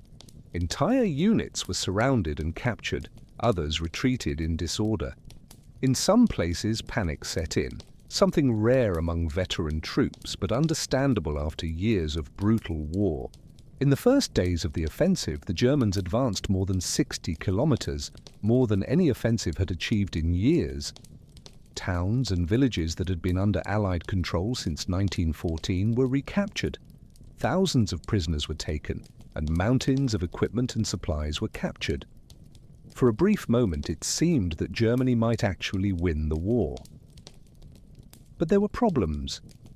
The rapid advances stretched German supply lines to the breaking point. German soldiers advancing through territory that had been devastated by years of war found little to eat or loot. Many were starving. Germany, blocked by the British Royal Navy, had been suffering severe food shortages since 1916, when German soldiers captured Allied supply depots full of food, chocolate, tobacco, things they hadn't seen in years. Many simply stopped advancing. They stayed and ate, filled their pockets, and got drunk on captured rum or wine. Discipline began to unravel. Additionally, the Allies, after the initial shock, began to reorganize. General Ferdinand Foch was appointed Supreme Commander of all Allied forces. For the first time in the war, there was a unified command. He began to coordinate a more effective defense. Fresh troops, including the first American units in significant numbers, were brought in to plug the gaps. The line stabilized. The German advance slowed, stopped, and was finally contained. Operation Michael had failed in its primary objective. It had not separated the British and French armies, nor had it forced a surrender. It had caused enormous damage and captured much territory, but it had not won the war. Ludendorff launched more offensives in April, May, and June. Each gained ground initially, but then stagnated. Each offensive cost Germany casualties it could not replace. The Allies, with American troops arriving at a rate of 250,000 per month, could replace their losses. Germany could not. Have you ever thought about how strategic decisions affect individual lives? Each of these offensives represented hundreds of thousands of men, young people who woke up, received orders, and advanced, knowing many would not return, all for territorial gains that, in the end, did not change the outcome of the war. How many lives were spent on offensives that, in retrospect, were clearly futile? And who is responsible for these deaths? The generals who gave the orders, the politicians who started the war, or all of us for allowing such conflicts to happen? In July 1918, the last German offensive was launched. Called the Second Battle of the Marne, it was also the final one. The Allies, now with better intelligence and proper preparation, were waiting. The offensive was quickly contained. Then, on July 18th, the Allies counterattacked. The Battle of Amiens, launched on August 8, 1918, marked the beginning of the end. Using massed tanks for the first time, more than 500 tanks advancing together, along with planes for air support and coordinated artillery, the Allies broke the German lines. Ludendorff would call August 8 the Black Day of the German army. Not so much for the casualties, though they were heavy, but for what it revealed. German morale was breaking. For the first time in the war, entire German units surrendered without a fight. Retreating German soldiers shouted to arriving reinforcements, "You are prolonging the war," a clear indication that many simply wanted it all to end. From August onwards, the Allies advanced steadily. Not in a single large attack, but in a series of coordinated offensives along the entire front, a tactic that would become known as the 100 Days Offensive. German troops retreated, fighting rearguard actions, but retreating nonetheless. The trench lines that had been built and defended for years were abandoned. Trench warfare was finally ending, but not because someone had found a tactical solution, simply because one side was collapsing. And it wasn't just a military collapse, it was a collapse at every level. In Germany, the domestic situation was desperate. The British naval blockade had strangled the German economy.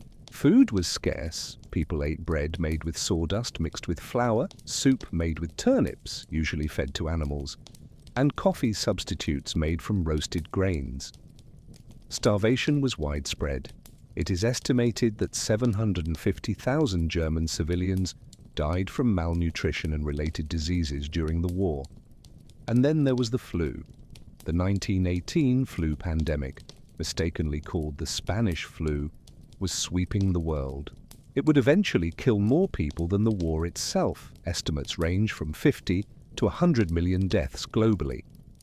In the trenches, where men lived in extreme proximity in unsanitary conditions, the flu spread rapidly. Soldiers who had survived years of combat died of disease in a matter of days. The combination of military defeat, civilian hunger, and pandemic was destroying the German will to continue. Strikes began in armament factories. Mutinies broke out in the German Navy when sailors refused to go out for a last glorious battle that everyone knew was suicidal. Then Germany's allies began to collapse. Bulgaria, facing an Allied offensive from the Balkans, signed an armistice on September 29, 1918. The Ottoman Empire, with its forces defeated in Palestine and Mesopotamia, signed an armistice on October 30th. The Austro-Hungarian Empire, disintegrating internally with national independence movements, signed an armistice on November 3rd. Germany was alone, and it was losing. On September 29th, Ludendorff informed Kaiser Wilhelm II and the German government that the war was lost and an armistice had to be sought immediately. It was a shock. The German public had not been prepared for defeat.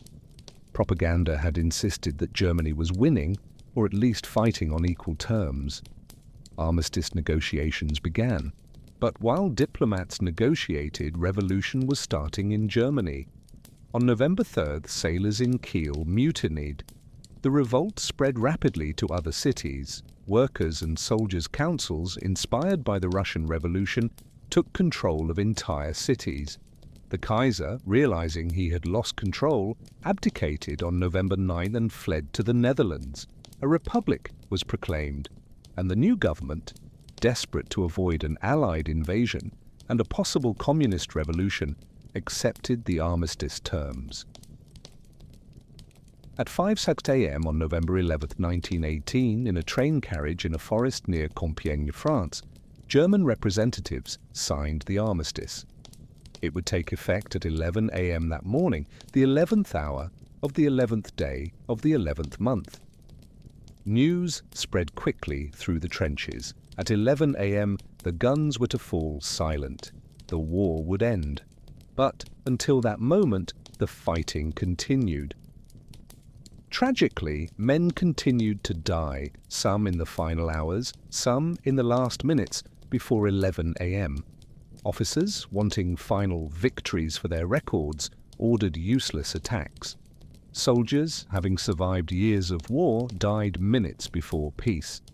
An American soldier, Henry Gunther, was killed at 10:59 a.m., 1 minute before the armistice took effect. He was officially the last casualty of World War I.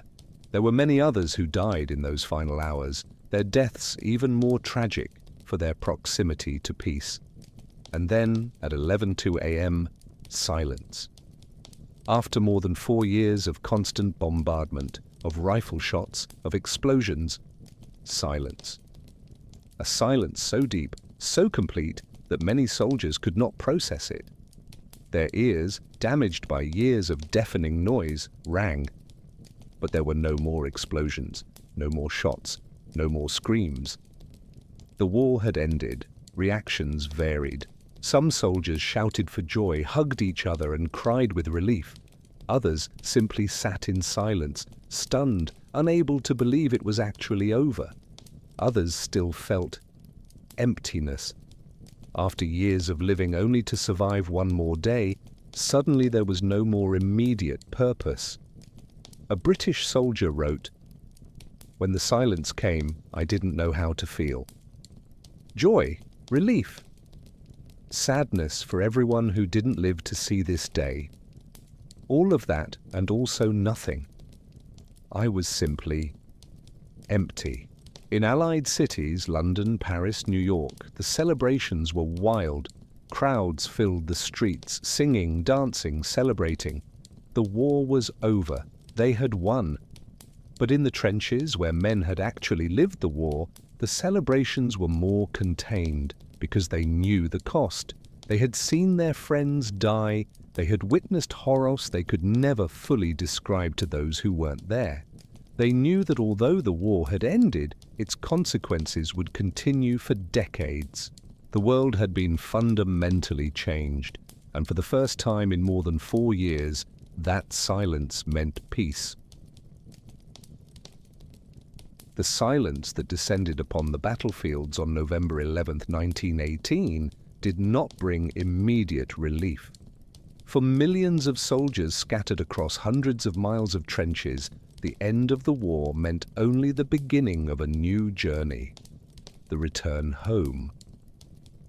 But home, that word they had whispered like a prayer for years, which had sustained their sanity through the worst moments, turned out to be more complicated than they imagined.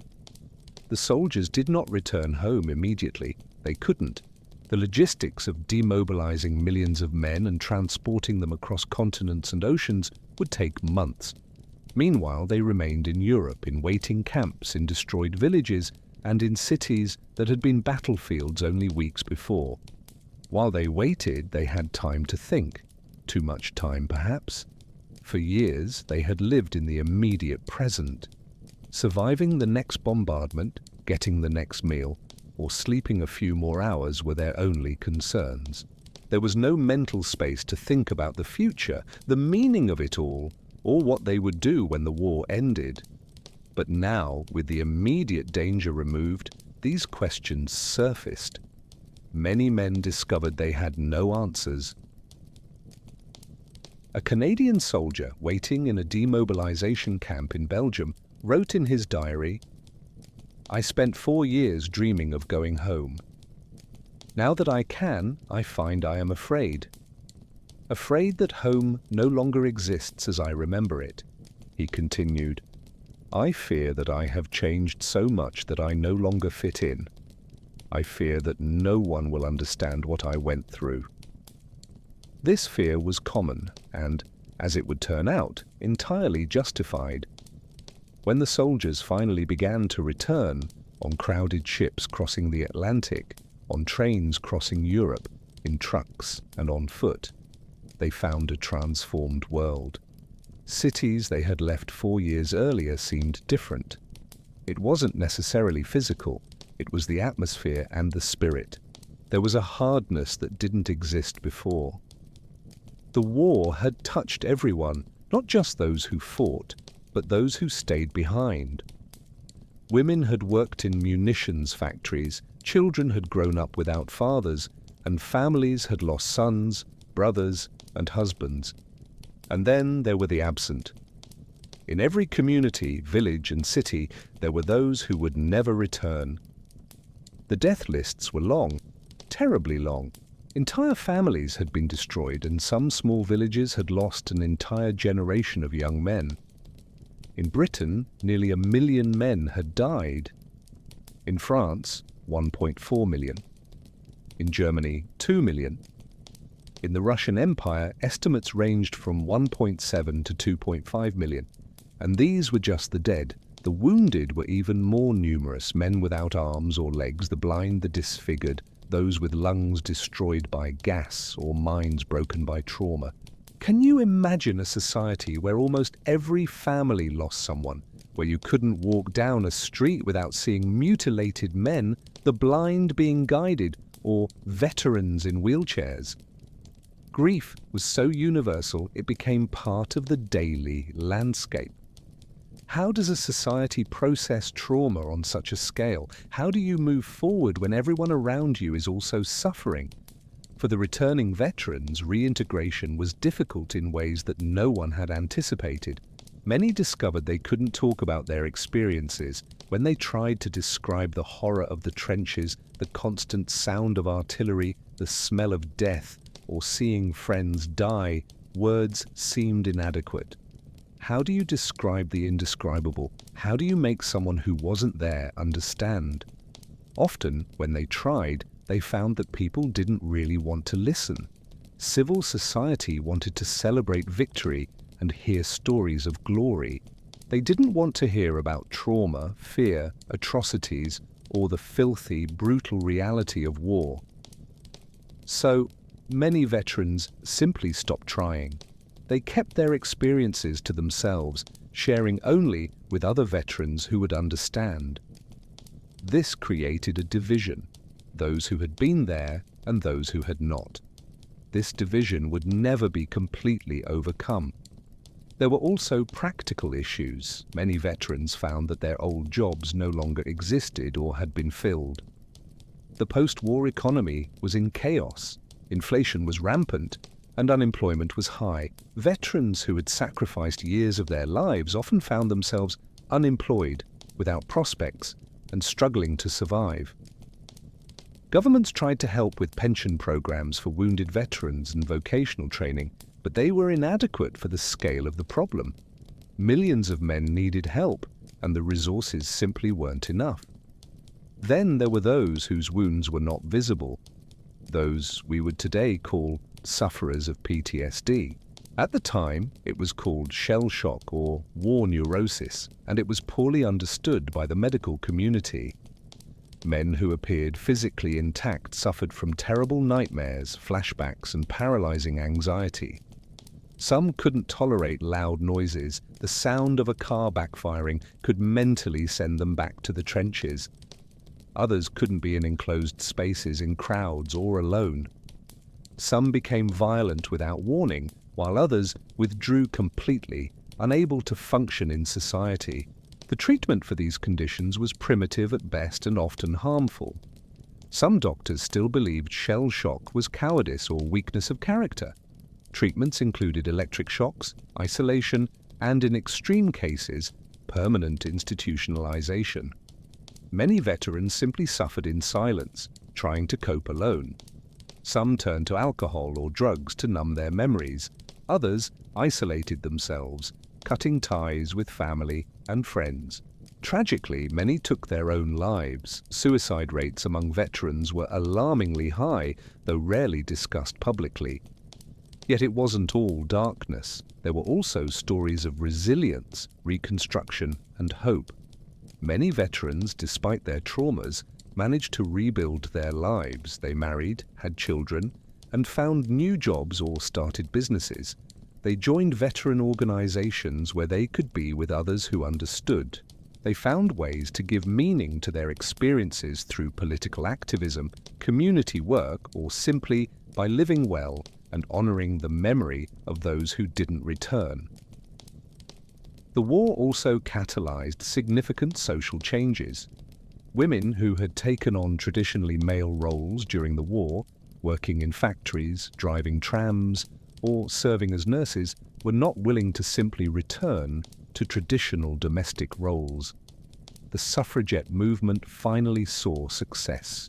In 1918, British women over 30 gained the right to vote. In 1920, the 19th Amendment to the US Constitution guaranteed the right to vote to American women. The war had also accelerated technological changes. Airplanes, which were experimental curiosities in 1914, were now sophisticated machines. Automobiles became more common, and radio communications developed for military use began to find civilian applications. Profound political changes occurred as four major empires collapsed: the German, Austro-Hungarian, Ottoman, and Russian. New countries emerged from their ruins: Poland, Czechoslovakia, Yugoslavia, Finland, the Baltic states, and others. The map of Europe was redrawn, but primarily by winners seeking to punish the losers, not by principles of self-determination. This planted seeds of resentment that would flourish in future conflict. The Treaty of Versailles, signed on June 28, 1919, imposed punitive terms on Germany. Germany lost significant territory, was forced to pay enormous reparations, had its military severely limited, and had to accept total responsibility for the war. This was the infamous war guilt clause. These terms were seen by many Germans as unjust and humiliating. This perception would be exploited by extremist politicians in the following decades, contributing to the rise of Nazism and World War II. In 1919, these future consequences were not yet visible, for then there was only the relief that the war had ended, mixed with mourning for the dead and the struggle to rebuild. Memorials began to be constructed in every town. Monuments to the dead were erected with lists of names engraved in stone. For those who gave their lives was a common inscription, as if their lives had been voluntary gifts rather than sacrifices demanded of them. Armistice Day, November 11th, became a day of remembrance. At 11 a.m., 2 minutes of silence were observed. Everything stopped: trains in stations, cars in streets, and people stood in silence with bowed heads, remembering. Poppies, red flowers that had grown profusely in the devastated battlefields of Flanders, became symbols of remembrance. The poem In Flanders Fields, written by Canadian military doctor John McCrae, captured the public imagination. In Flanders Fields the poppies blow. Between the crosses, row on row. Wearing a poppy on Armistice Day became a tradition, a way to honor the dead and say they would not be forgotten. For those who had actually been there, these ceremonies were bittersweet. They honored the sacrifice, but they also often romanticized the war, turning it into something noble and glorious when the reality had been filthy and brutal. A British veteran, watching an Armistice Day ceremony years later, remarked, "They talk of glory and honor. I remember mud and death. They talk of heroes. I remember frightened boys. We must remember the truth, not the sanitized version." This tension between the public memory of the war as a noble event and the private memory of veterans as trauma was never completely resolved. Through it all, the memory of the Christmas Truce persisted. For those few veterans who had participated and survived, it was a precious memory. It was a reminder that even in the worst conflict, humanity could prevail, even if only for a moment. Some tried to keep in touch with the men on the other side.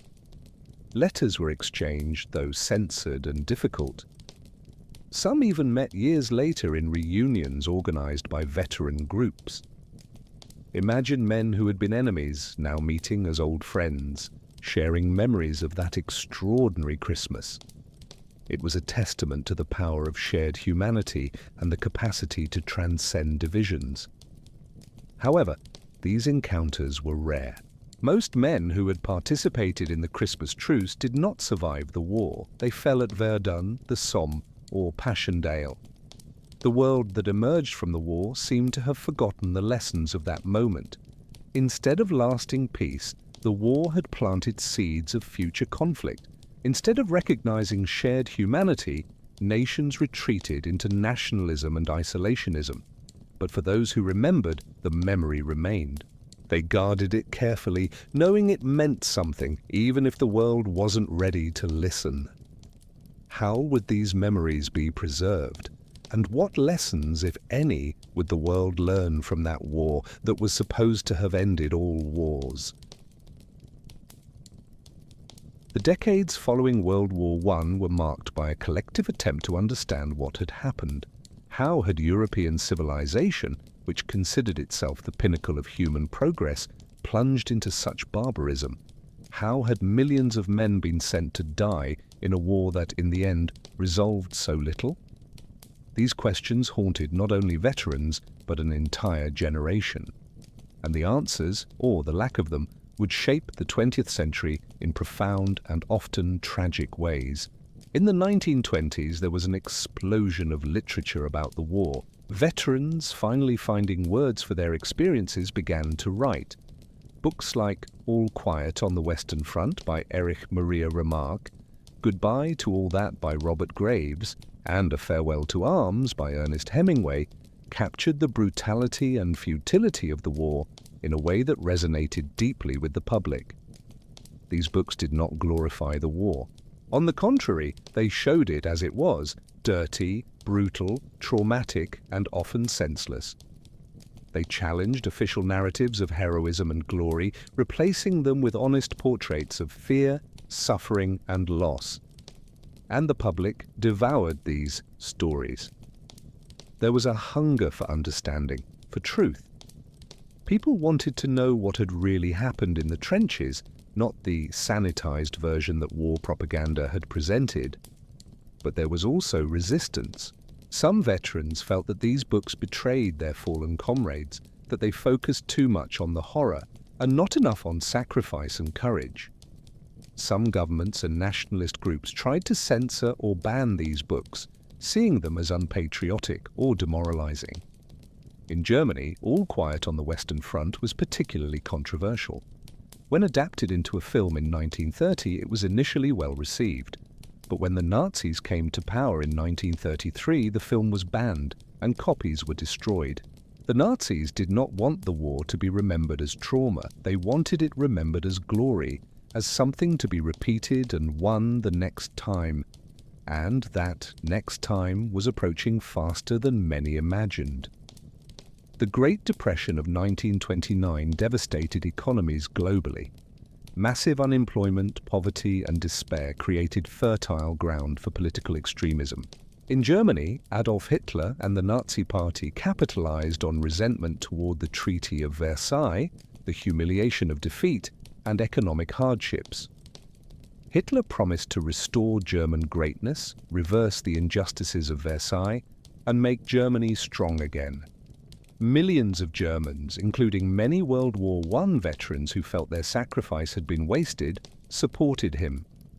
In Italy, Benito Mussolini and his fascists took power with similar promises. In Japan, militarists gained control, seeking imperial expansion in Asia.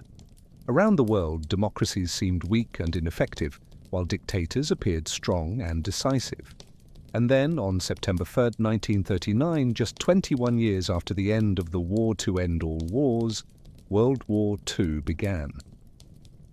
For World War I veterans, now middle-aged men, it was like a recurring nightmare. Some had sons of serving age, sons who would now march to war just as their fathers had done a generation before. Can you imagine that? Surviving the worst war in history up to that point, carrying those scars for 2 decades, and then seeing it all happen again, watching your son put on a uniform and march into the same kind of horror you experienced? What does that say about humanity? About our capacity, or incapacity, to learn from history? About how collective trauma can be forgotten or ignored when it is convenient? World War II would be even more devastating than the first. More dead. Estimates range from 70 to 85 million, including civilians in unprecedented numbers. More destruction, entire cities reduced to rubble, economies completely devastated, and new horrors, the Holocaust, atomic bombs, industrial-scale genocides, and this time there would be no Christmas truce. There would be no spontaneous moments of peace and shared humanity. The war had become total, ideological, an existential struggle where compromise seemed impossible. But the memory of the Christmas Truce of 1914 did not die. It persisted, passed down through stories, preserved letters and diaries kept by families. And after World War II, when the world again tried to understand how such horrors were possible, the Christmas Truce took on new meaning. It became a symbol that peace was possible, that ordinary soldiers did not want war, and that humanity could transcend the divisions imposed by governments and ideologies. It was a reminder that even in the worst circumstances, choices could be made. Historians began to research the truce more systematically. They collected letters, diaries, and photographs. They interviewed the few surviving veterans, men now in their 70s and 80s, but with memories still vivid of that extraordinary day decades earlier. A British veteran interviewed in 1964, 50 years after the truce, said, "It was the most important day of my life. Not my wedding, not the birth of my children, though those were also important, but that day in the trenches when we saw that the enemy was human, that changed everything for me. It changed how I see the world, how I see other people. I never forgot. I never will forget." Those interviews conducted in the 1960s and 1970s captured the last direct memories of the truce. The last veterans of World War I were dying. Soon, there would be no one left alive who had been there, who had experienced that moment firsthand. The last confirmed veteran of World War I, Florence Green, who had served as a waitress in the British Royal Air Force, died in 2012 at the age of 110. With her death, the last living connection to that war was severed. Now all that remains are records, preserved memories, and stories passed down. But the relevance of the Christmas truce has not diminished. If anything, it has grown. In the late 20th and early 21st centuries, in a world still marked by conflict, wars in the Middle East, the Balkans, Africa, Asia, the story of the Christmas truce resonated in new ways. It became part of popular culture. Films were made about it. Songs were written. In 2014, on the centenary of the truce, commemorations were held along the old Western Front. World leaders participated, recognizing the symbolic importance of that moment, and the story continued to inspire. Peace organizations used it as an example that conflicts could be resolved through mutual recognition of humanity. Educators used it to teach about World War I in a way that resonated emotionally with students. Artists explored it as a theme, creating works that captured both the tragedy of war and the hope for peace. But there were also criticisms. Some argued that romanticizing the Christmas truce was dangerous, that it obscured the brutal reality of the war, creating a comfortable narrative that allowed people to ignore the true lessons of the conflict. And there was truth in that. The Christmas truce was extraordinary precisely because it was exceptional. It did not represent the norm of war, but an aberration. Focusing on it excessively could divert attention from the more important questions. Why did the war happen in the first place? How could it have been avoided? What political, economic, and social structures created the conditions for such a conflict? These were the difficult questions. And the Christmas truce, as inspiring as it was, did not answer them. But perhaps its value was not in providing answers, but in asking different questions. Not how do we win the war, but why were we fighting? Not how do we defeat the enemy, but Is the enemy really so different from us? In today's world, these questions remain relevant. We live in an era of continuous conflict, some military, others economic, cultural, or ideological. We live in an era of growing division, where us versus them seems to be the dominant narrative. The Christmas Truce reminds us that these divisions are constructed, not natural, that people on opposite sides of any conflict share more in common than the differences that are emphasized. That humanity can prevail if we choose to let it, but it also reminds us that these moments are fragile. The Christmas Truce lasted a day, maybe two in some places, and then the war returned, more brutal than before. Humanity alone is not enough to prevent or end conflicts. Structures, institutions, and political and social commitments are necessary for lasting peace. After World War II, attempts were made to create these structures. The United Nations was established with the goal of preventing future conflicts through diplomacy and international cooperation. The European Union emerged, uniting former enemy nations in an economic and political community. Human rights treaties were created, establishing international standards of behavior. These institutions have been imperfect. They have failed to prevent many conflicts. They are often criticized as ineffective or even hypocritical, but they represent a recognition that peace requires more than individual goodwill. It requires institutional and structural commitment, and in some places they worked. Western Europe, which had been the battlefield for two devastating world wars, experienced unprecedented peace in the decades after 1945. Ancient enmities between France and Germany, for example, were overcome through economic integration and political cooperation. It wasn't easy. It wasn't automatic. It required visionary leadership, the commitment of populations, and the recognition that the past did not have to determine the future. And in a sense, this was the spirit of the Christmas Truce on a larger scale. Recognizing the humanity of the other, choosing cooperation over conflict, building bridges instead of trenches.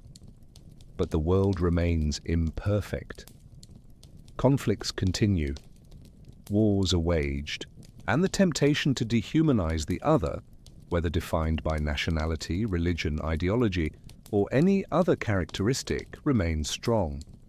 The Christmas Truce does not offer easy solutions, but it offers a reminder that even in the worst circumstances, choices can be made, that humanity is not inevitably lost in conflict, that moments of peace and mutual recognition are possible, even when they seem impossible, and perhaps most importantly, it reminds us of those who lived that moment.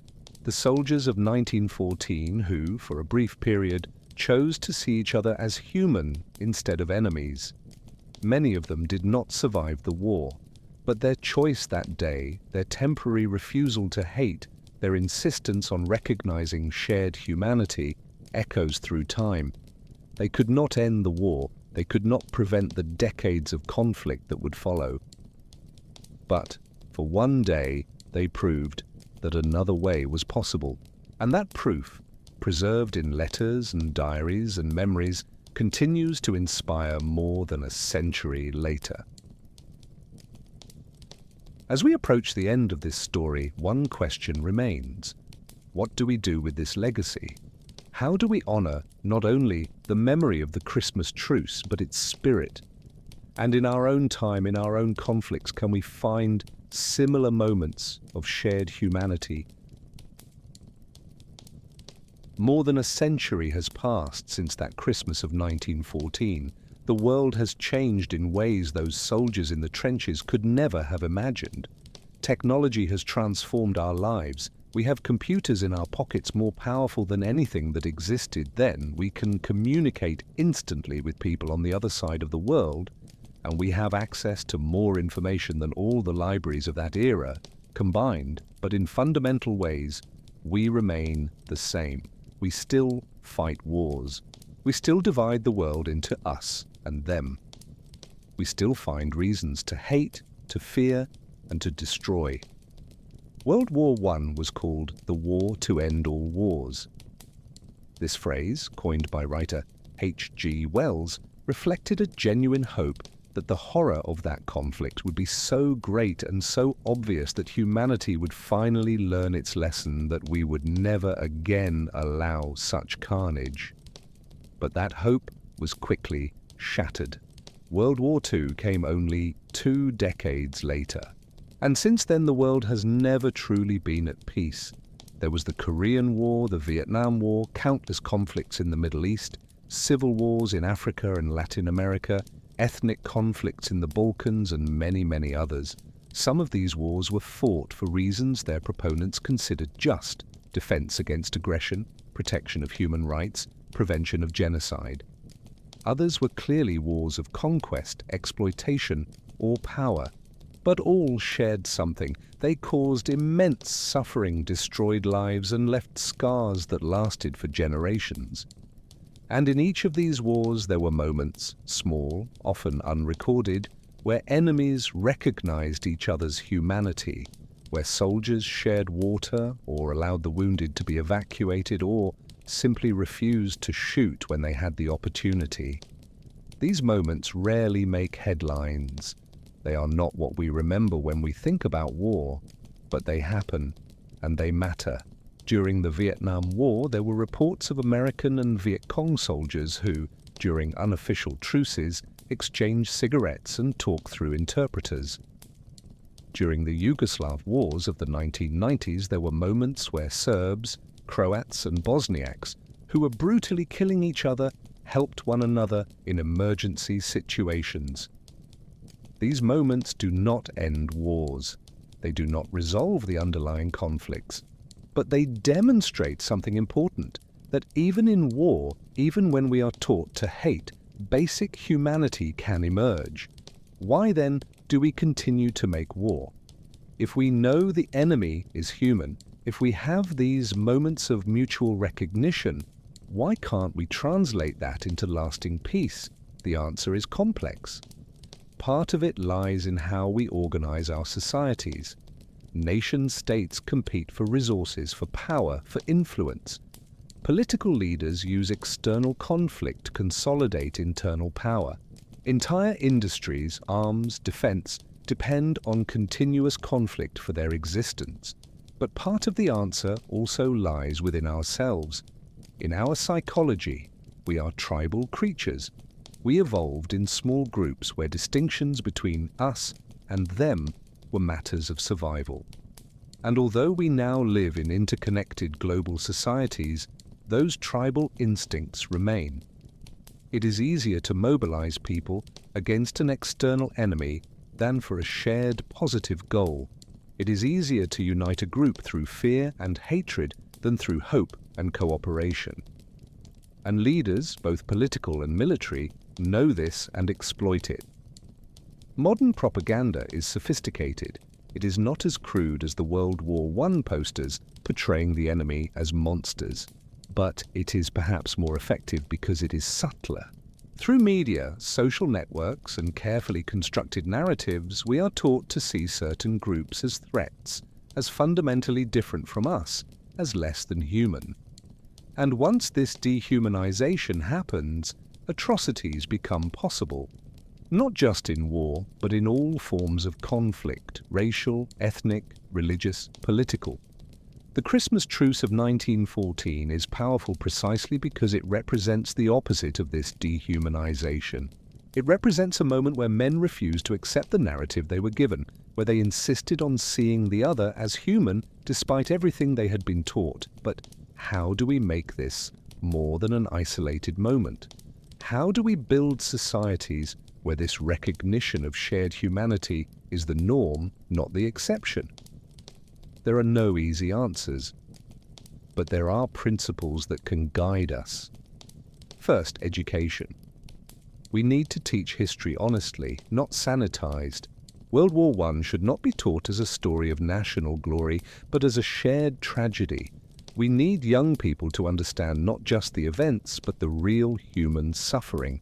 We need them to see soldiers not as abstract heroes, but as real people, scared, traumatized, often questioning why they were fighting.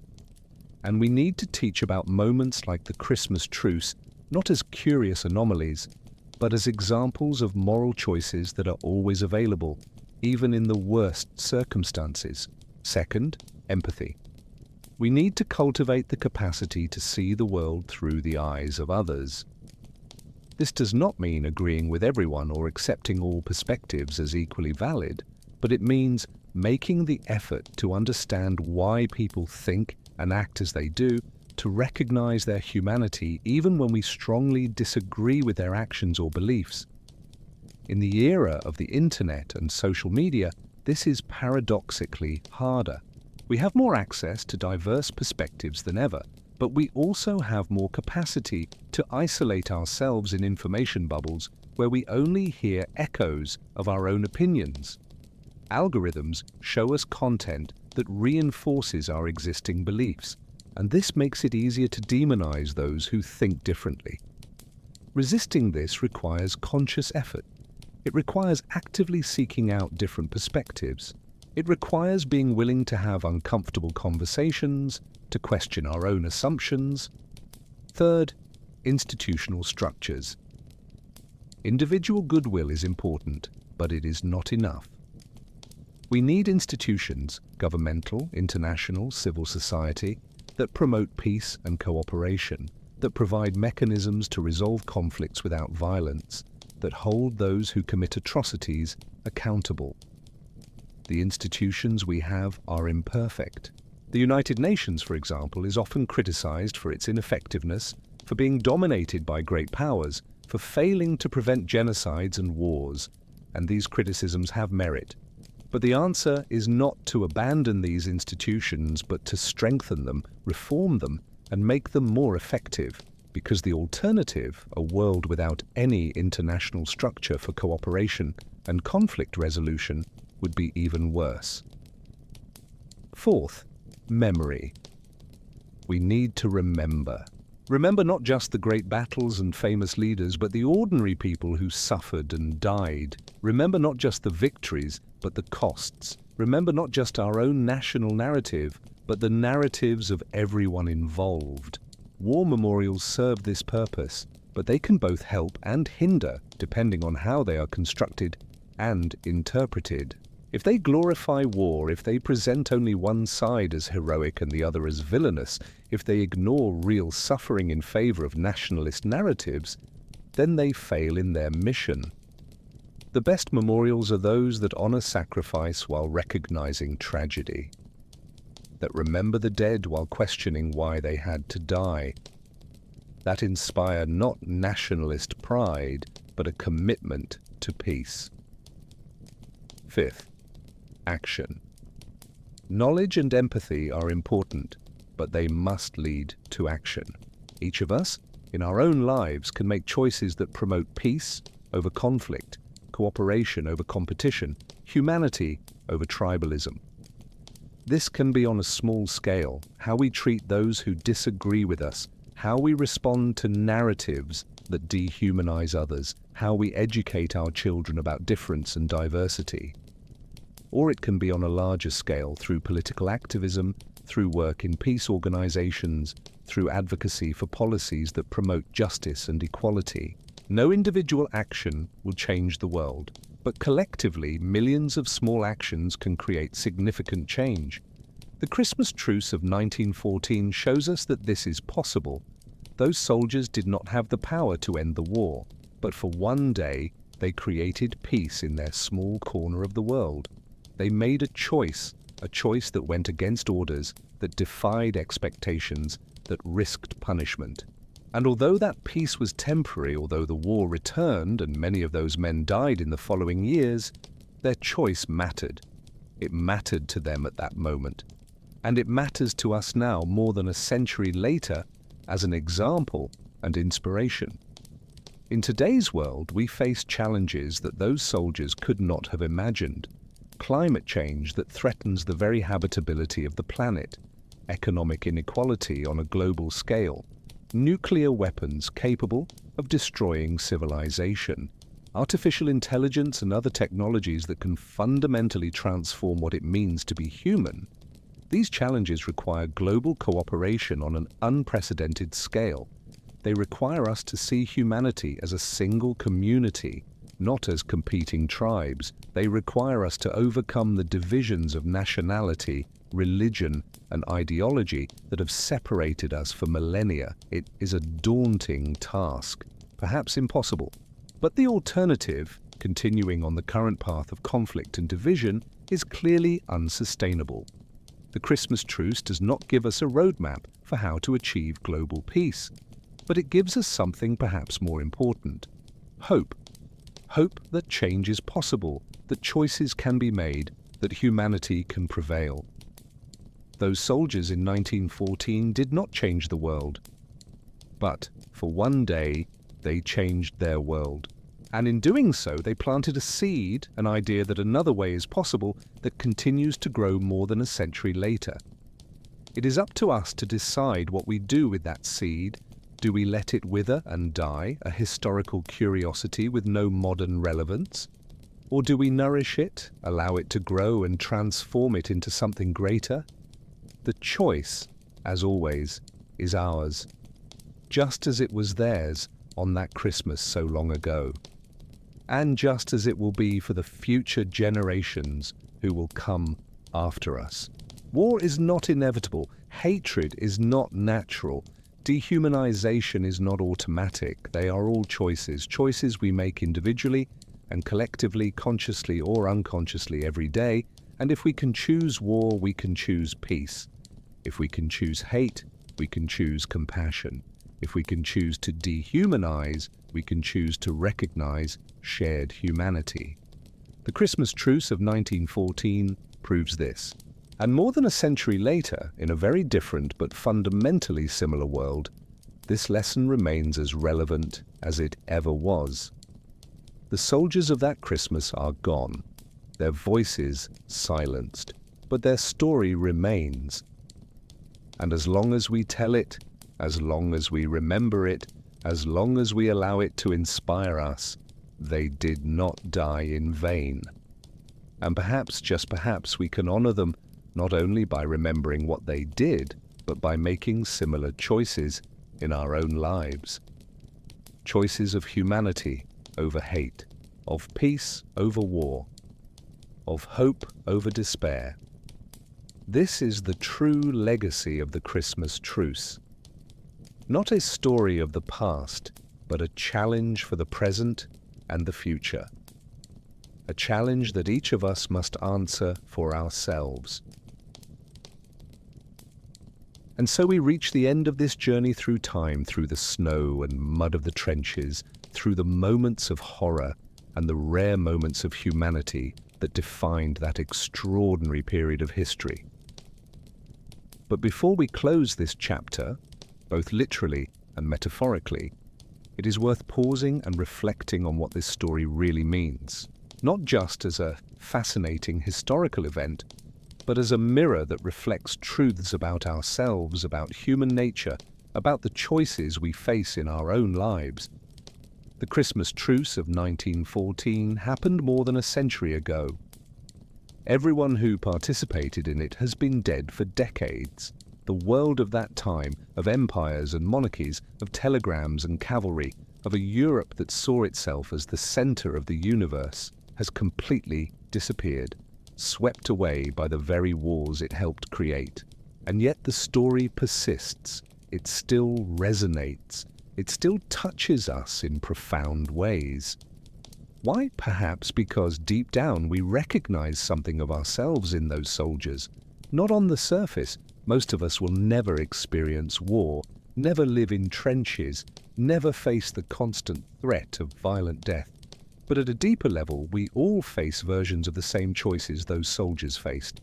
All of us in our lives encounter moments where we are encouraged by society, by culture, by circumstance, to see others as different, as threats, as less than human.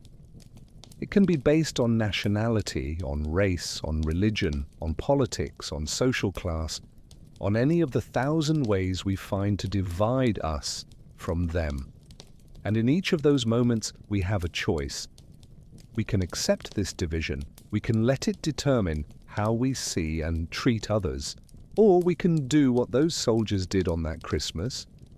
We can refuse to accept the narrative. We can insist on seeing humanity. We can choose connection over division. This choice is not easy. It was not easy for those soldiers. They risked punishment, went against years of conditioning, defied expectations of their comrades and superiors. And it is not easy for us. To go against dominant narratives, to question our own tribes, to extend empathy to those we are taught to see as enemies, all of this requires courage. But it is possible. The Christmas Truce proves it.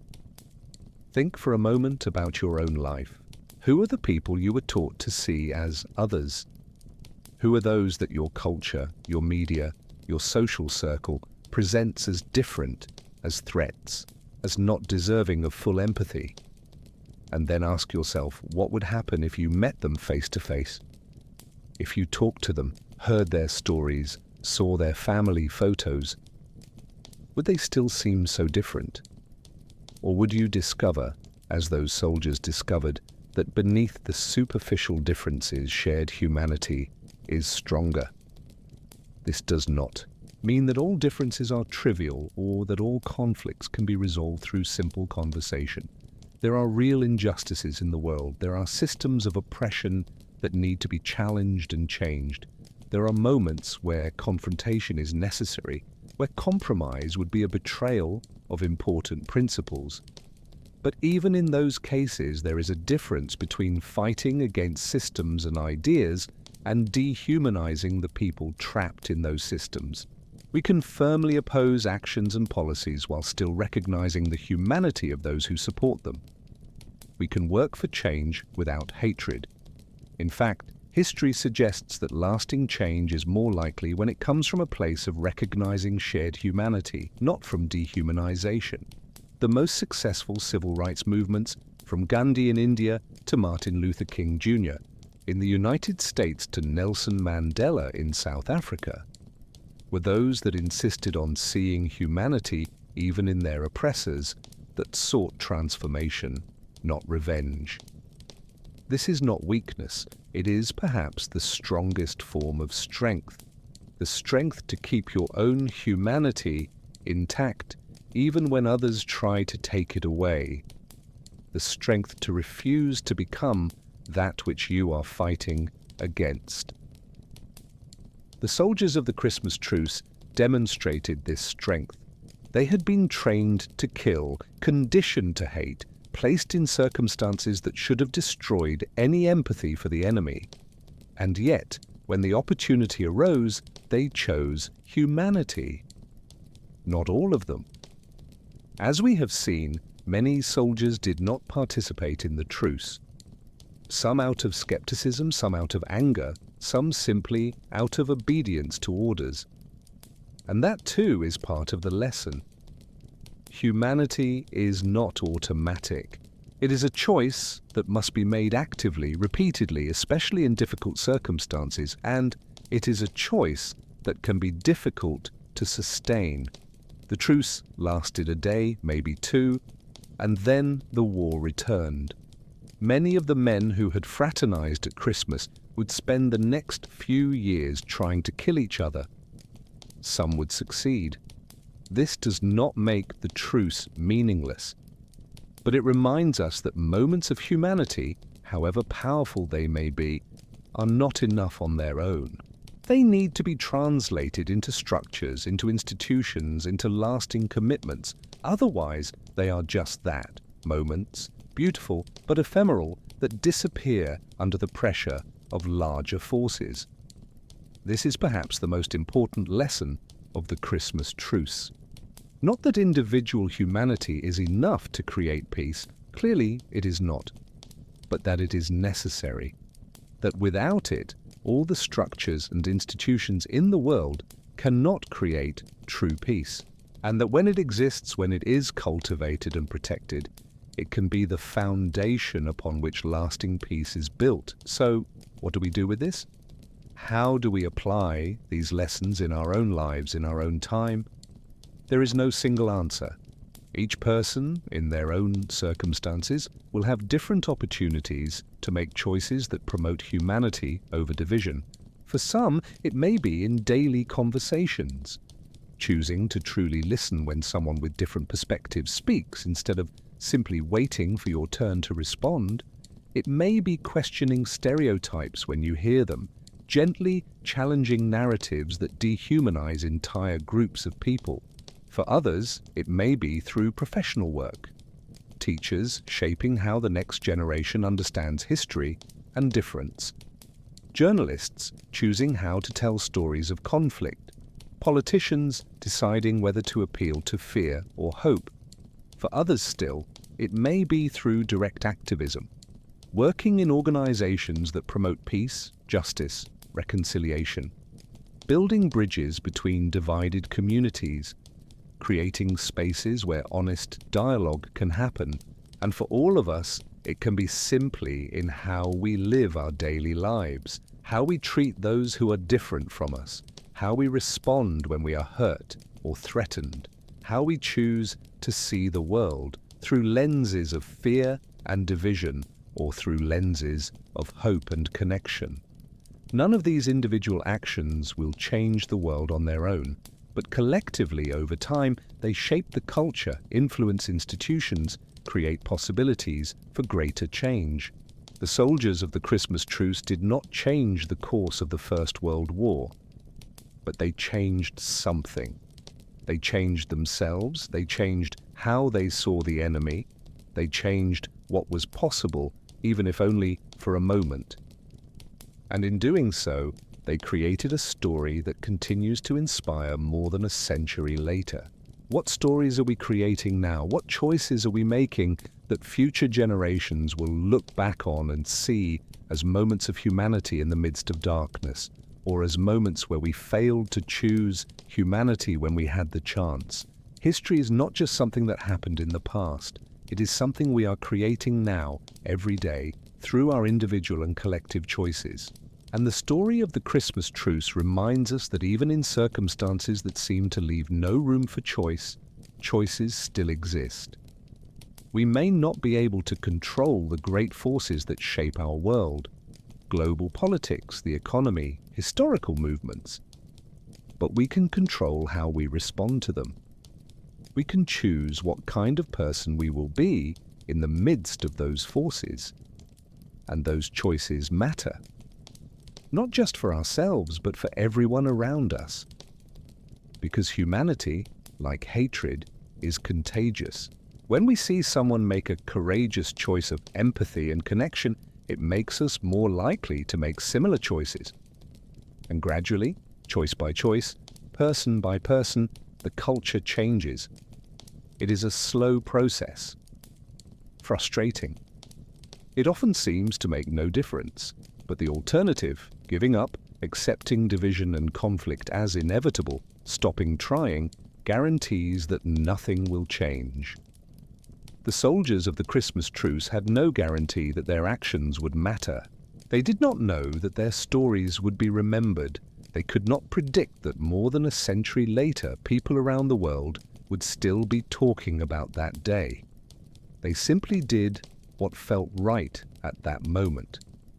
They saw an opportunity for humanity, and they took it. And that was enough. Perhaps that is what we can take from this story. Not a grand solution to all the world's problems, not a magic formula for global peace, but something simpler and perhaps deeper. The reminder that we are all human, that beneath all the divisions we create of nationality, race, religion, ideology, there is a shared humanity that connects us, and that recognizing this humanity, especially in difficult moments, especially when it is inconvenient or risky, is one of the most important choices we can make. As you prepare to sleep tonight, as this story fades into your dreams, carry this with you. The memory of those soldiers in the trenches choosing humanity over hatred, the reminder that similar choices are available to you in your own life, in your own circumstances. You may not be in a trench. You may not be facing an enemy across no man's land, but you will face moments where it is easier to divide than to connect, easier to hate than to understand, easier to dehumanize than to recognize humanity. And in those moments, remember that Christmas of 1914. Remember the men who chose to sing instead of shoot, who chose to share instead of kill, who chose to see the human instead of the enemy, and then make your own choice. Because in the end, that is what it is about. Not about the past, but about the present. Not about them, but about us. Not about what was, but about what can be. The Christmas Truce of 1914 ended a long time ago, but its spirit, the idea that humanity can prevail, that choices can be made, that peace is possible even in the most unlikely circumstances, that spirit remains. And as long as it remains, as long as we remember, as long as we allow it to inspire our own choices, those soldiers did not die in vain. Their story continues through us. Good night. May your dreams be peaceful. And may you wake up tomorrow, ready to make your own choices of humanity, of connection, of peace. The silence that descended upon the trenches on that Christmas day still echoes. If you listen carefully, you can still hear it. Not as an absence of sound, but as a presence of possibility. The possibility that another world is possible, that other choices can be made, that humanity, in the end, can prevail. That is the promise of the Christmas Truce.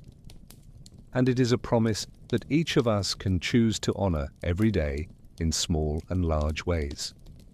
Sleep well, and remember,